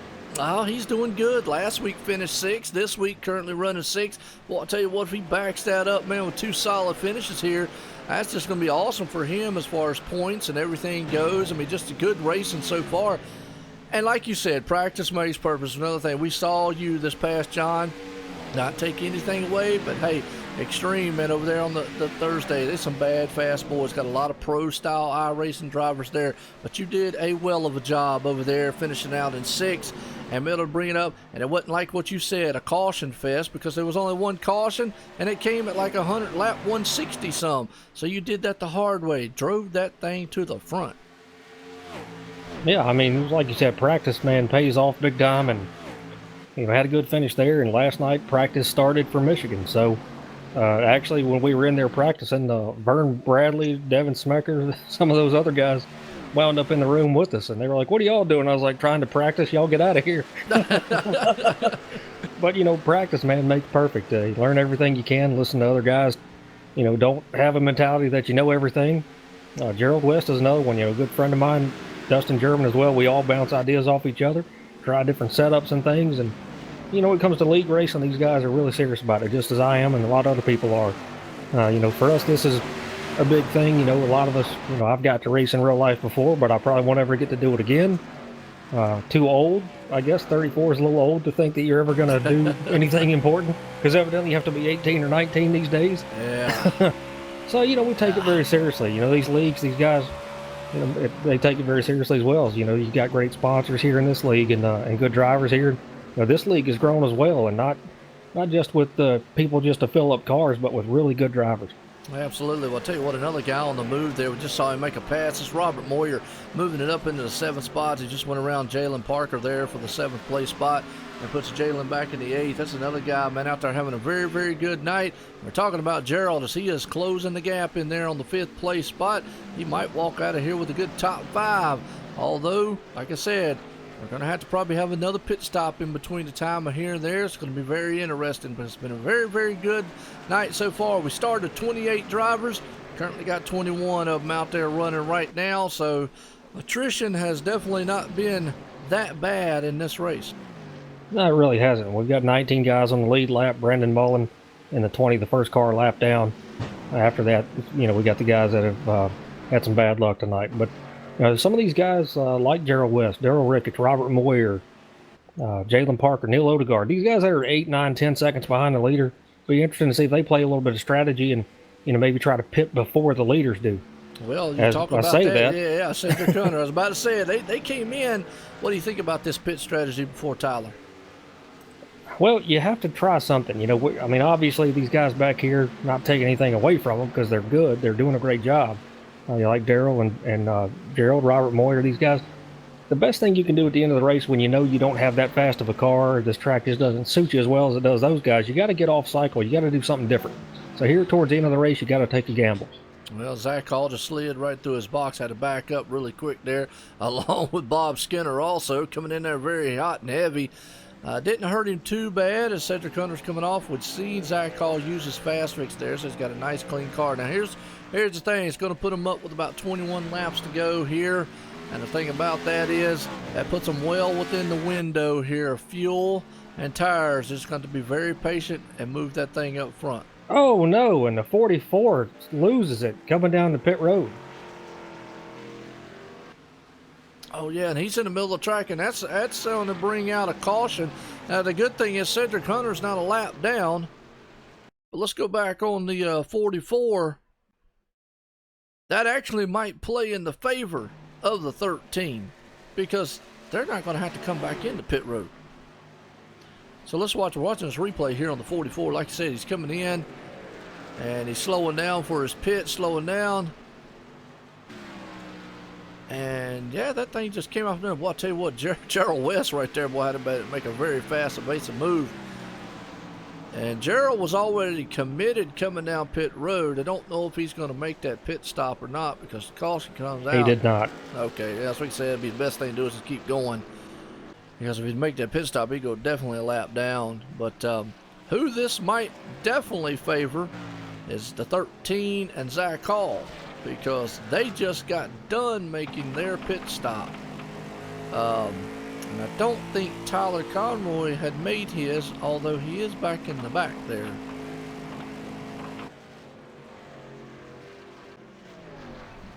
Well, but pretty much it's going to, obviously, as you said, play in Cedric and those guys. The guys that were fast is going to play in their favor here. Yes. Having this caution. Obviously, you know, it might put everybody back on level ground with fuel and tires and whatnot, but, you know, the fastest guys are the fastest guys. There's no two ways about it. So, you just can't help but, you know, I hate to see that happen because I wanted to see how that was going to play out. But a lot of times here, you see guys lose it like that. You have your brake bias set, you know, too far back to the rear. You lock that thing up. That's what makes it shoot off to the right like that. And sometimes you got to crank that thing back up when you know you're coming to pit road. All right. I'm trying to look here to see if anybody to talk to. Everybody's not into team speak here, and hopefully the top guys, hopefully they come into team speak if they win or anything. But let's bring up old Zach Hall here. He is here. He's been running up front a lot today so far. Definitely looking good in that number 32 machine. And let's see if an idea on his last pit stop, see what he's going to do here. Zach Hall, Joe White in the booth. Got a copy? Yeah, I got you, Joe. Well, Zach, I tell you, we saw you and Cedric take that green flag pit stop. Looks like you slid through your box just a little bit. Didn't hurt you too bad. But this caution coming out here definitely might help you here. So, what's your game plan, strategy for the rest of this race? Yeah, it looks pretty good right now. I think the only person we really didn't jump is Tyler, which was why I pitted a lap early, hopefully to jump them. But it's looking pretty good now. I got the front end fixed. I had a lot of damage. I was able to keep up with them right there. So, thinking I got something for him here because it was feeling good before I got that damage. But we'll see what we got. I really want this one. I love this track. Yeah, absolutely. We'll tell you what, Cedric's definitely got a fast car. We obviously know Tyler has a fast car. So it's going to be some of the bad fast boys here at the RacinFreeks Sim Racing League. And I tell you, y'all guys looking good up front. So, well, by the time it goes back green flag, we're going to have about 20 laps or so to go as all the friendships, team play, and all that's out the window. So is the patience out the window at this point? Oh, yeah, my patience was long gone. Probably lap 40-something. When just a little bit frustrated with some of the blocks throughout the night, but it's all right, you know. It's racing. I'll get over it. But yeah, I've kind of been in the no friends mentality since then. So I'm just gonna do my own thing and try to get this win. That's really what I'm hoping for here. All right. Well, I'll tell you what. Good luck out there, Zach. 10-4, thanks, Joe. All righty. All right. Well, you heard it there. Zach thinks he's got the car to do it. I'll tell you what. I don't know, John. It's a toss-up. Tyler obviously has been bad fast all night long. Cedric's been able to be up there and run with him. Zach's had a good car. If Tyler gets gone out front, it's going to be very hard for those guys to get around him. Well, yeah, that's the thing. You don't want to battle side by side. You know, we saw the 32 and the 13 doing that earlier, battling side by side, let that 2 get away. So, you know, if you know what guy's got position, just give him the position, draft with him. Get back up there. You know, don't lose time to the leader here. You know, if you let him break away from you. Obviously, Tyler will be setting the pace here. These guys go on green. It's not on the leader, it's on the green flag. If you wonder why the leader waits so long to start the race, that's why. In the rules, they go on green. Yep, and that's going to play a factor too. Yeah, it definitely does. It kind of allows people to time it just a little bit. Allows the guys on the outside lane, a little fair shake at trying to keep up with the leader as well. And another reason they did that here is some leagues, they play around with it, and they did here as well. When you let it go on the leader, guys try to jump starts, bad things happen. So if you just wait and go on green, everybody knows when to go. I like the going on green aspect. Some people, man, don't, but I'm like you. I kind of like that because, well, it takes all that game playing, checking up, breaking stuff out of the equation, and you just go. It's like a drag race. You anticipate the light, you go, and then, hey, if the guy on the outside anticipates too quick and jumps it, well, guess what? It's pretty obvious. He jumped, and by the rules, don't do it. Then he gets the penalty. So it makes it easy as an admin to be able to police the race, so to speak, and also it just makes it easier up front so that you don't have guys, man, hitting the gas, hitting the brake, hitting the gas, and going and all that stuff. Well, here's the other thing about it, too. When you go on green, there's only one guy that doesn't like it, right? Yeah. And that's the leader, because you kind of take away, his, I guess if you want to say the pro of being the leader is you would set the start, and you could take off as soon as pit car is gone, or pace car is gone. Kind of take that out of his hands a little bit. But there's only one guy that doesn't like it, and everybody else likes it. So numbers-wise, it's a fair shake. it is, and you speak about that as far as like the leader goes. He has still a slight advantage because obviously still in the rule books you can't pass the leader before the start-finish line. Thing about Indy is it's such a long till the start-finish line, so you've got to be very patient in the second place spot. And then obviously going in, some leagues obviously you can't go 3 wide, you can't change lanes, et cetera, stuff like that. So as a leader, yeah, it a little bit of advantage, but it's not like what it would be before, like you said. And he's usually the one that does not like it. Yeah, but he's had a super fast car. It's going to be fun to watch the final laps of this race here with these guys up front. And I believe that Cedric and Zach have something for them. We saw a lot of speed out of them. And if they can get up there and maybe make Conroy use up his stuff a little bit. And that's the thing right now is you just got to get up on him. You got to just give him everything you got. Just go all out here. So we'll see how it works out for him, because if he gets up front and hits that clean air and those guys are fighting behind him, he's going to be gone in no time. Yeah, absolutely. You're right. You hit the nail on the head there. They're going to have to get up there and just, rattle his cage, so to speak, there. If not, he gets out front. Like you said, he is long gone there because Zach Hall and Cedric Hunter definitely have fast cars and will be able to. So it's going to be up to old Cedric there. He's going to get that run on the outside. He's going to have to do everything he can to stay on the outside and pinch down that 2, which is probably what we're going to see him try to do. Pinch him down here and hold him going into turn 1. That way it's going to make him use his tires up going through those turns, so to speak, and he won't be able to drift that car coming out of the turns. That's all saying whether or not he can stay side by side with him, though, as pace car's coming out of turn 4. So here we go. All the speculation's about to get thrown out the side window here. This is going to be lap 74.90. Going to be 16 laps here left in this one, folks. It's going to be a thriller. Long way till that green light flies and the flag flies. Very patient, very patient, very patient. Green flag in the air. They are side by side going down through there. Thunderous sounds. They head off into the turn. And I tell you what, Tyler Conroy does get the run he needed into turn 1, and he gets by Cedric Hunter. Well, Tyler Conroy can thank the 32 of Zach Hall for that, because Zach was all over him on that restart, giving him a great shove down there to push him to the front. Yes, he can. And right now, Zach Hall, man, is all he needs. And look at Tom here. You can definitely tell business is picking up in the backside there. But all she wrote, the number 2 machine out front looking very, very good. As Zach Hall's trying to do everything he can. Neil Odegaard's got that car fixed. He's on the back deck lid of the 13. He's feeling a lot racy right now. Yeah, I knew as soon as Neil got some of that damage fixed that he'd be fast and up here with these guys as well. The question is, man, just can you get up there and do anything with that 2 car? We're going to be looking at his times here and see what he's running. Can you, run your car a little too hard here at the start? And maybe some of these guys back here like Cedric and Neil are running just enough good pace to keep with them, taking care of their stuff as well to have be able to make a run at them here at the end of the race. Well, the only one I see out there that's running anywhere near a pace minute or two is that number 6 machine there, who ran a, well, actually, no, my bad. I looked at it wrong. Nobody's running the pace of the 2 up there. He is just bad fast out front. Yeah, 52.250 for Conroy, 52.503 for Zach, 8.76 for Cedric, and a 7.27 for Neil Odegaard.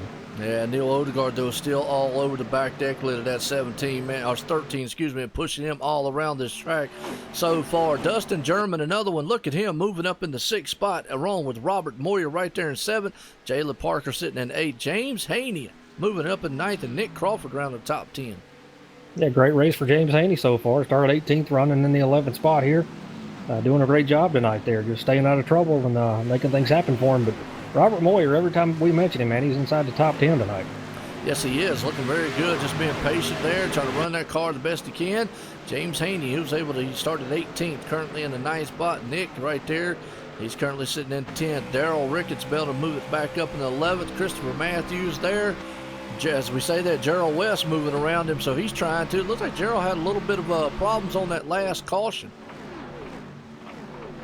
Yeah, I'm not sure what they were as I was looking through other things, timing and pits and all this fancy stuff I wanted to try to keep up with.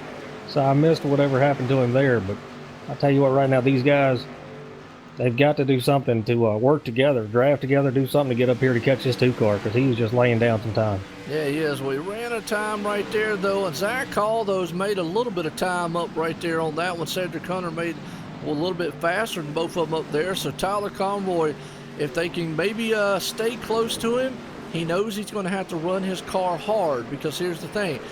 He can't ease up at this point. If he eases up, guess what? Those guys are going to be right on his back deck lid. Yeah, they absolutely will. And the thing is, if Tyler Conroy is, running super hard, and I think he did for a couple laps, see him touch down there on the rumble strips, get a little bit loose, allows the 32 to catch up with him a little bit here. Question's going to be, catching him and passing him, 2 different things. Is a 32 going to give him a little shove here, down the front stretch, push him up, make him go high? What are you going to do to get around him? Well, we've seen a lot of it earlier on, so definitely not out of the equation for these guys, man, maybe to put the bumper to the back end of it. We'll just have to wait and see. But you're playing a risky game doing it at 200 mile an hour here at Indianapolis Speedway. That's like an old Dustin German right there in the 6th spot. Tom right there. And it is a nose-to-tail fight up front, folks. We've got 4 cars up here. Wow, look at the back deck lid of Cedric Bend and Neil Odegaard. You can't put a piece of paper hardly between them. Yeah, absolutely. But Neil's doing exactly what he needed to do. You see what he did? He shoved him the whole way. Oh, and he bumps him a little bit right there, and the 13 goes high, saves it. But Neil did what he had to do, shoved him all the way down the straightaway and pushes him high. Well, you were talking about will they put the bumper to him? There you go. That's what Zach Hall's going to have to do if he gets close enough to Tyler. That is probably the only way to move it. But that 99 machine is laying down some bad fast times. And here's the thing. They have laid down faster times than the 2 up front. Yeah, Odegaard ran a 52.240 in the previous lap. Zach Hall with a 392, but Conroy ran a 175. But if Odegaard still got speed in that car, and he does, we'll see if he does the same thing with the 32 here. Problem is, to pass that 2 car, he's going to need a little help from behind. Yes, he is. That's the thing, too. Well, I'll tell you what, right now it's going to be very, very interesting here. It's the top 3 cars right there. Tyler Conroy, Zach Hall, Neil Odegaard. Man, I tell you, Cedric Hunter was up there running. They are all nose to tail. Tyler knows at this point, hey, he cannot let off the hammer because those guys are there, and they're going to be there till the end. This time around it's going to be 10 laps to go. He is going to have to keep, man, just hammer down. And he does. He ran a 52.084, so even faster than the previous 2 laps, laying down a super fast time right there. Zach Hall with a 162, Odegaard with an 066. Yeah. So Neil Odegaard, obviously, with a lot of speed. He is catching a little bit of that draft off the 32, which helps, and will help him push the 32 up there to the 2 car. Yeah, and that's going to be the thing. If the 32 can just get up there to the back end, right on the cage, some of the 2, it's going to be very, very interesting. Problem is, he just cannot make that gap up. And the number 2 machine of Tyler Conroy is so good in the turns, and that's where he's making up a lot of his ground out here. The 99's closing in. He cannot afford, though, that Neil Odegaard cannot afford to, as the laps are winding down, to get up there and battle too much with the 32 machine. You got to pretty much get up there and get around him very quickly if he wants to have a shot to try to take on that 2 machine. Yeah, absolutely. The other thing is we see the 32 doing, sometimes it was Haney moving up high right there. When you're getting a shove from behind like that by the 99, you're getting that draft. You're entering at a faster speed than what you're used to. So when you're trying to hit your marks, what you don't realize is you're going faster than you would be by yourself. So you got to back it up just a little bit, and the guy that's pushing you has to know that too. You can still keep up your momentum in the same pace as the 2 car, but if you don't keep that in mind, you're going to overdrive that corner. Absolutely. Well, Tyler up front, he is definitely having to lay down bad fast times lap after lap because he knows those guys behind him are not going to let go right now, and he's just going to have to keep the hammer down. He's going to come across the line, lap 82. Well, he stretches that lead out right there. Zach went into the turn very, very high. So he's going to have to close in that gap again here and see what happens. I mean, right now, Conroy's got almost a 4/10 of a lead here on Zach Hall, so he stretch it out some, they'll catch back up some, they'll stretch it back out, and they'll catch back up some. So it's just back and forth battle here. The 99 needs to do exactly what he did with the 13. The problem is he's going to need the 32's help, so you don't really want to dump the guy and get him out of the way, get him, push him up way high, because he won't be able to help you, because you see the 13 has not been able to make up any ground by itself. No, he's not right there. It's kind of like a stalemate, like he was talking about. One lap, man, he pulls up to him. The next lap, he don't. Looks like the 32's going in there a little bit tight into the turns with the 2 of Tyler there. Has been able to run those turns very well. He's been able to arc it in and come off those turns very good and maintain that distance right there. If he can just get up to him, it'll be very interesting as they come across the line this time by lap 83 of 90.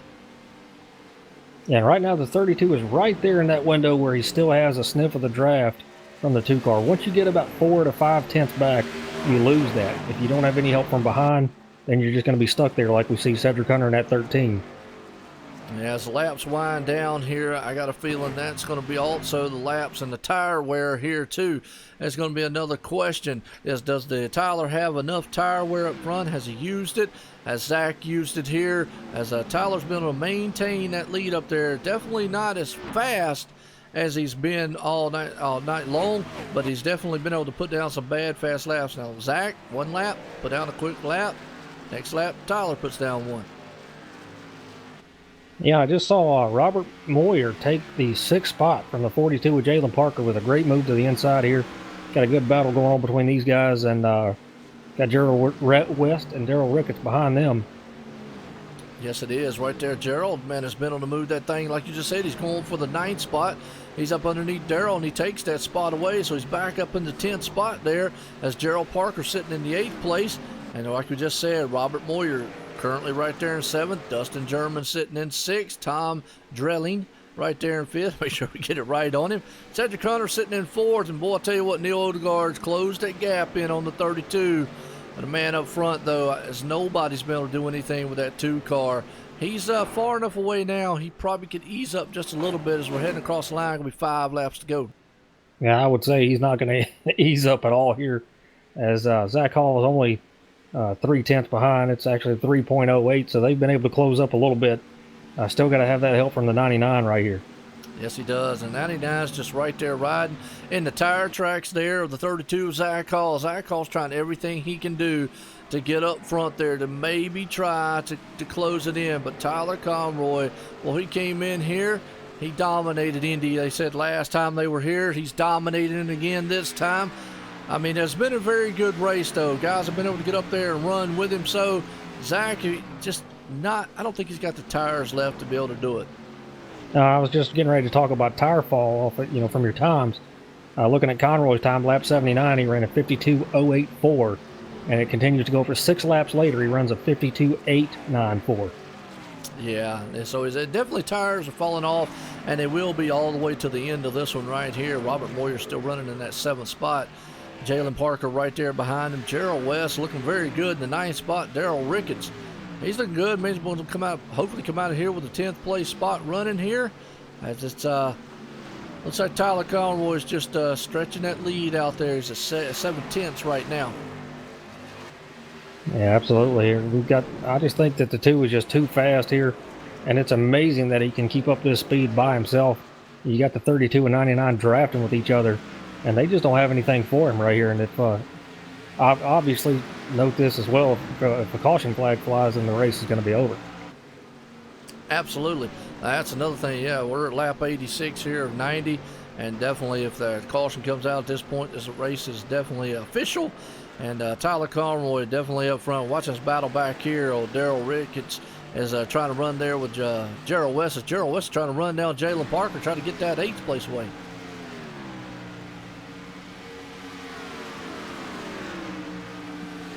And Jalen Parker's had himself a good race now. I think he's been up around top 10 most of the race here, as well as Robert Moyer. So good run for these guys tonight so far. Just hoping they can keep holding. The 42 gets super loose. Gerald West up in the wall. He does, boy. And I also got the 42 there. Gerald in the wall a little bit. It's going to let Daryl go around him. Now he's going to have to think about just being very, very cautious with that car there as we're getting into the closing laps here, lap 87. But, boy, that was a very, very good scare there on the part there of Gerald and the 44 machine. I just think that maybe the 42 getting loose played a little bit of part in why Gerald West lost it as well. You're looking at the back end of another car and you try to follow them, and then when you see somebody else get loose, sometimes it makes you get loose or do something you normally wouldn't do. Absolutely. Well, up front, Tyler Conroy is still the man in control here. He's running some bad fast times now. Zach Hall's running a little faster than last time. The problem is, I just think time's going to run out. He's too far ahead. He's over a half second ahead of him right now. Neil Odegaard is falling off the pace himself there, so just definitely Tyler Conroy is just setting it on fire up front. If Zach maybe can make one last ditch effort, if he gets up there, we'll have to see what happens. Yeah, I don't think he's going to have enough time there. It looks like the 2 car is just getting through the turns here much better. You see the 32 takes a little bit higher line around. The 2's able to go right down to that white line, even left tire's on the line. So that's really what you want to do. Let the thing roll through there to get back in the throttle. It's just the fastest way around. Yeah, absolutely, and he's looking very good doing it up there as he ran a 53.37. Man, Zach ran a 53.4. So they're running right there and close to each other, maintaining the same amount of gap between each other. The only thing is, Tyler's not going to go up there and push the issue on that lap car, not with a lap to go and the lead he's got. And risk maybe coming up there hitting the wall or getting up there fighting with the lap car, and then Zach getting up there and ruffling feathers, so to speak. Yeah, hopefully that lap car won't play into factor, and it's not going to matter because we're under caution. We are under caution. That's going to end it. Tyler Conroy is going to be here, our winner, and that's going to, well, a caution came out for Jalen Parker. Let's go back on him there, show the viewers out here what happened. The number 42 is earlier on. We watched the 42.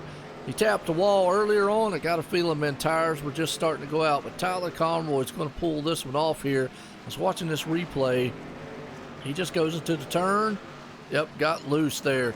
That's just typical, man, Indianapolis. Oh, and right in front of everybody. Very good job avoiding him and nobody else getting taken care of in that wreck there. But the 44 machine, or 42 machine, excuse me, hard into the wall. Got to hate that on his end. But, man, that number 2 right there, Tyler Conroy is going to pull this one off here tonight in a fine fashion. He had Zach Hall and everybody there.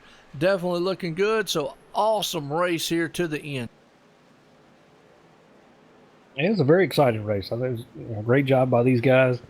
A lot of give out there tonight. Nothing crazy going on. Guys weren't really taking each other out. Saw a little bit of, pushing and shoving, when you needed to, but it was professionally done. It didn't wreck anybody. So great race and a good job by Tyler Conroy to bring his thing home and just be able to stretch out that lead at the end. That was just unbelievable. Absolutely. Definitely good poise on that number 2 machine there, Tyler.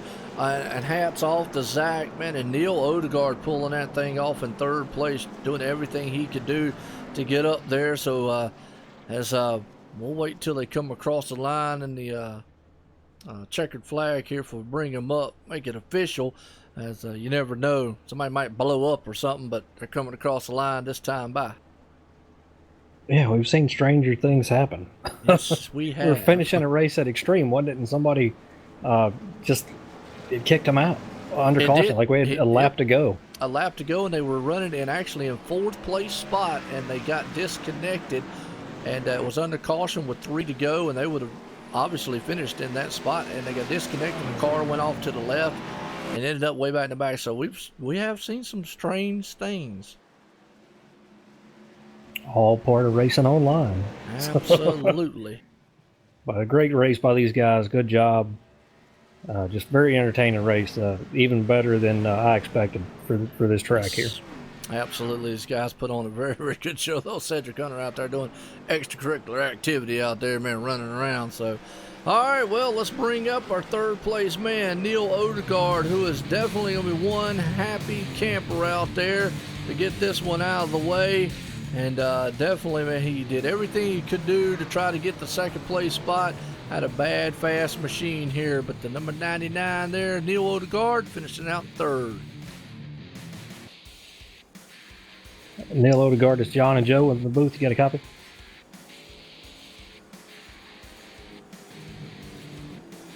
Which one you talking on? TeamSpeak? TeamSpeak, yeah, buddy. Yeah, well, Neil, tell us a little bit about your race, man. We know you had damage early on. You didn't use your fast fix till the end. Figured you would hold that in your pocket. Once you got that thing fixed, you were bad fast. And coming up through there, saw you get around Cedric and give him a little shove there. And did you have anything for Zach, or were you going to try to work with him to catch that 2 car?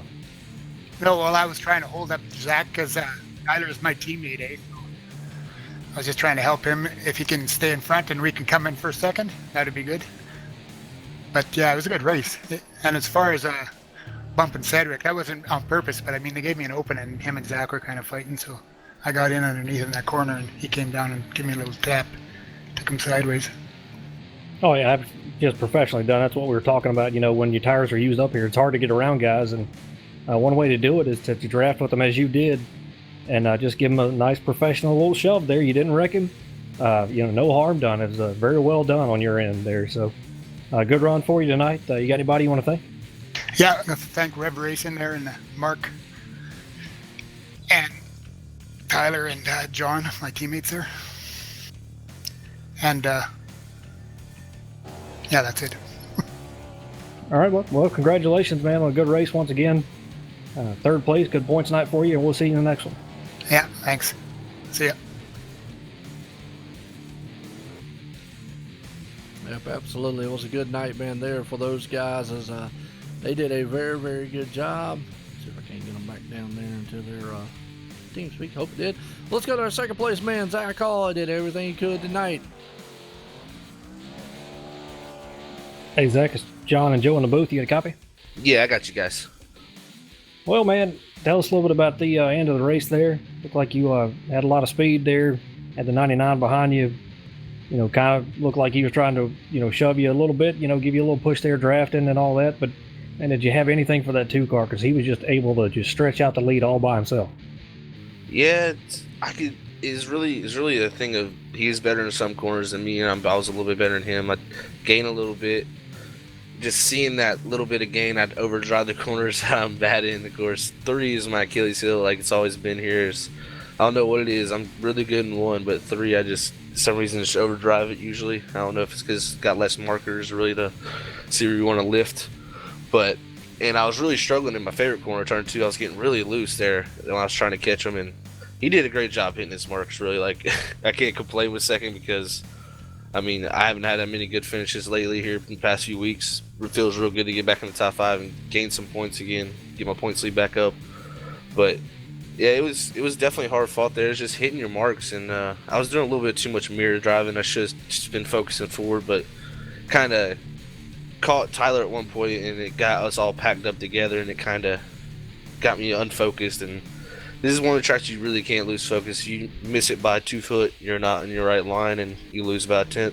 So that's really why I like this track. It's really something you gotta pride yourself on, keeping your mind straight forward and not focusing around the people around you and just hitting your marks. And tried it tonight, and we did pretty good. We got second, so I could take that any day. So thought we were going to win there for a little bit, but Tyler was just a little bit too good there. So congratulations to him.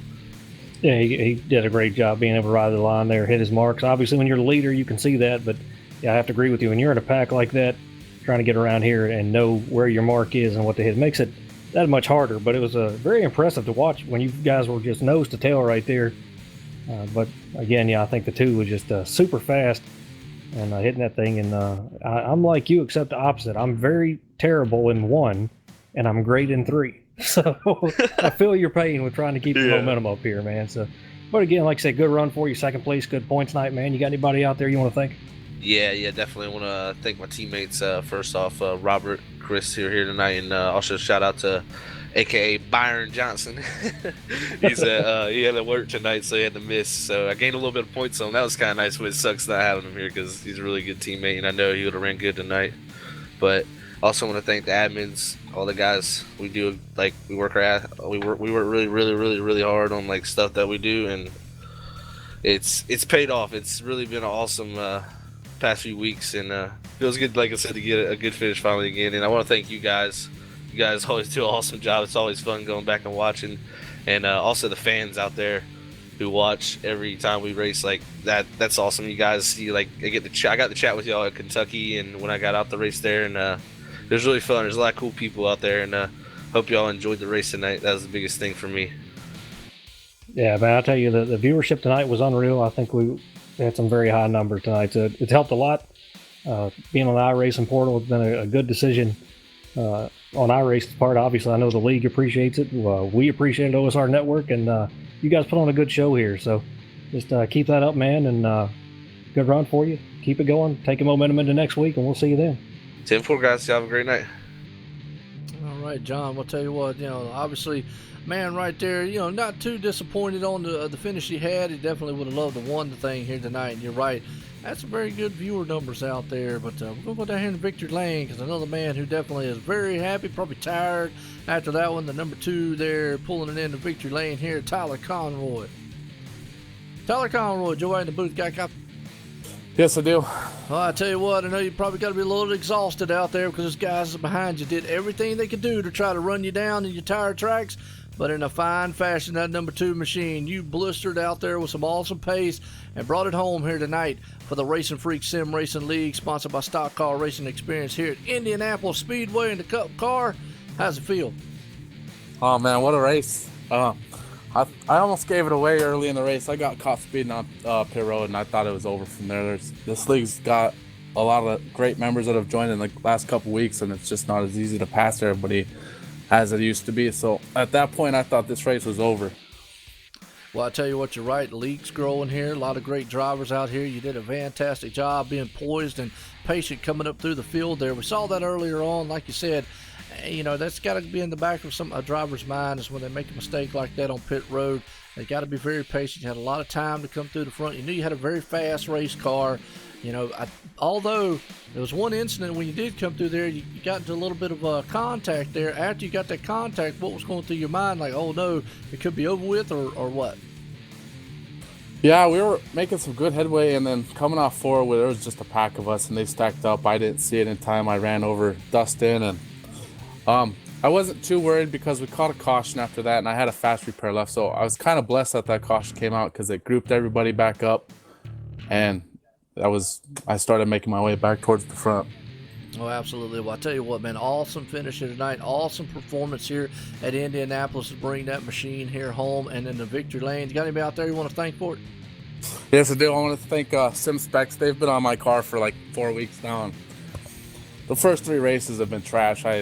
They've been horrible. So it was good to get them into victory lane this week. That's awesome that they came on with me, and I was glad. I'm happy. I'm happy I was able to give them a victory, and I want to thank my girlfriend. I guess I seen she was watching this race. I just want to thank her for letting me do this every weekend, and thanks to you guys for broadcasting this. And this league's getting pretty big, and it's nice to see. Well, absolutely. Well, I don't know if you know about it. Like I say, it's growing every time. We obviously got it out here, man. I want to appreciate all the guys here, OSRNetwork, myself, John, everyone here that put on the broadcast. I want to appreciate everybody here in the league. Obviously, we're out there on iRacing Live, and we got a lot of viewers. So y'all on the center stage, so to speak, on Saturday nights now. And the league's growing, like you said. That's a good thing. So tell your friends, your neighbor, hey, tell the guy down the street if you got to. Yes, that's awesome. So I just want to again thank everybody that watched tonight, and SimSpec and you guys for putting this on. This is awesome. All right. Well, I'll tell you what, again, congratulations on that win tonight here at Indianapolis, Tyler Conroy. Thanks, guys. All right, John, we'll tell you what, a very happy, sounding tired individual right there because he had to wheel that machine, come through the back to the front.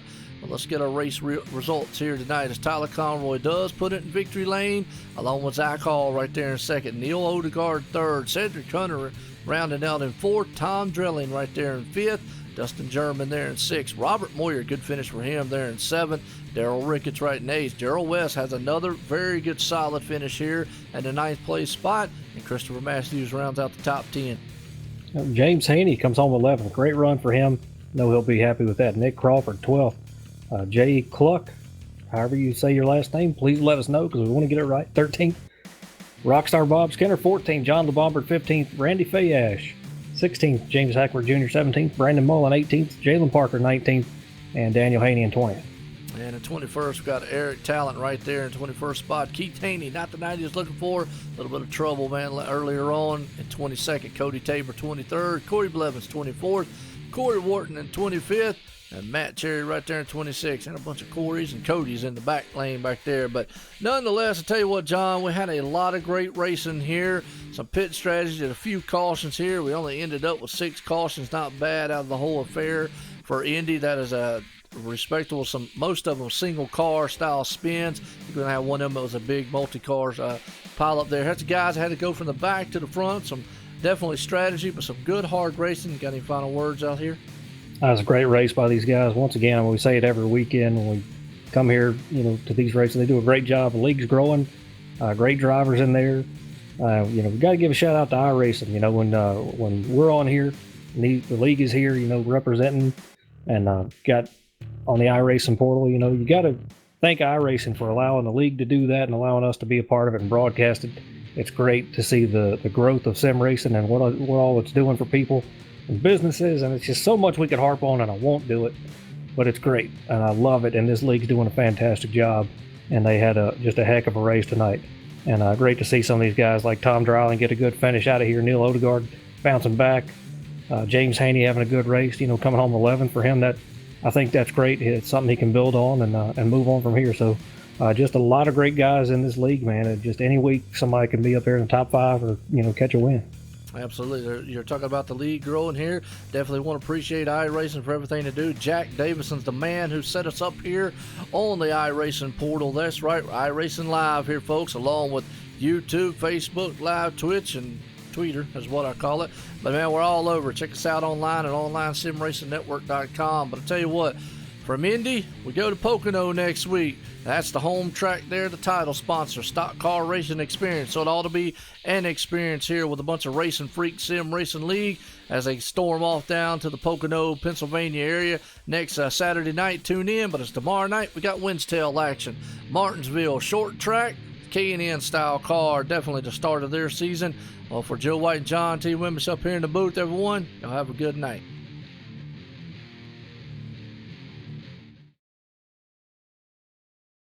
Have you ever wanted to drive a real race car on a famous NASCAR track? The staff at Stock Car Racing Experience will suit you up, teach you what you need to know, and put you behind the wheel of a 160-mile-per-hour stock car on NASCAR's famous Pocono Raceway. That was great. I enjoyed it. Unbelievable. It's that unique, one-of-a-kind experience you'll never forget. It was definitely worth it. The second time I did it, and I'm still shaking. Call or register online at 877stockcar.com for a heart-pounding, once-in-a-lifetime experience. You won't forget it.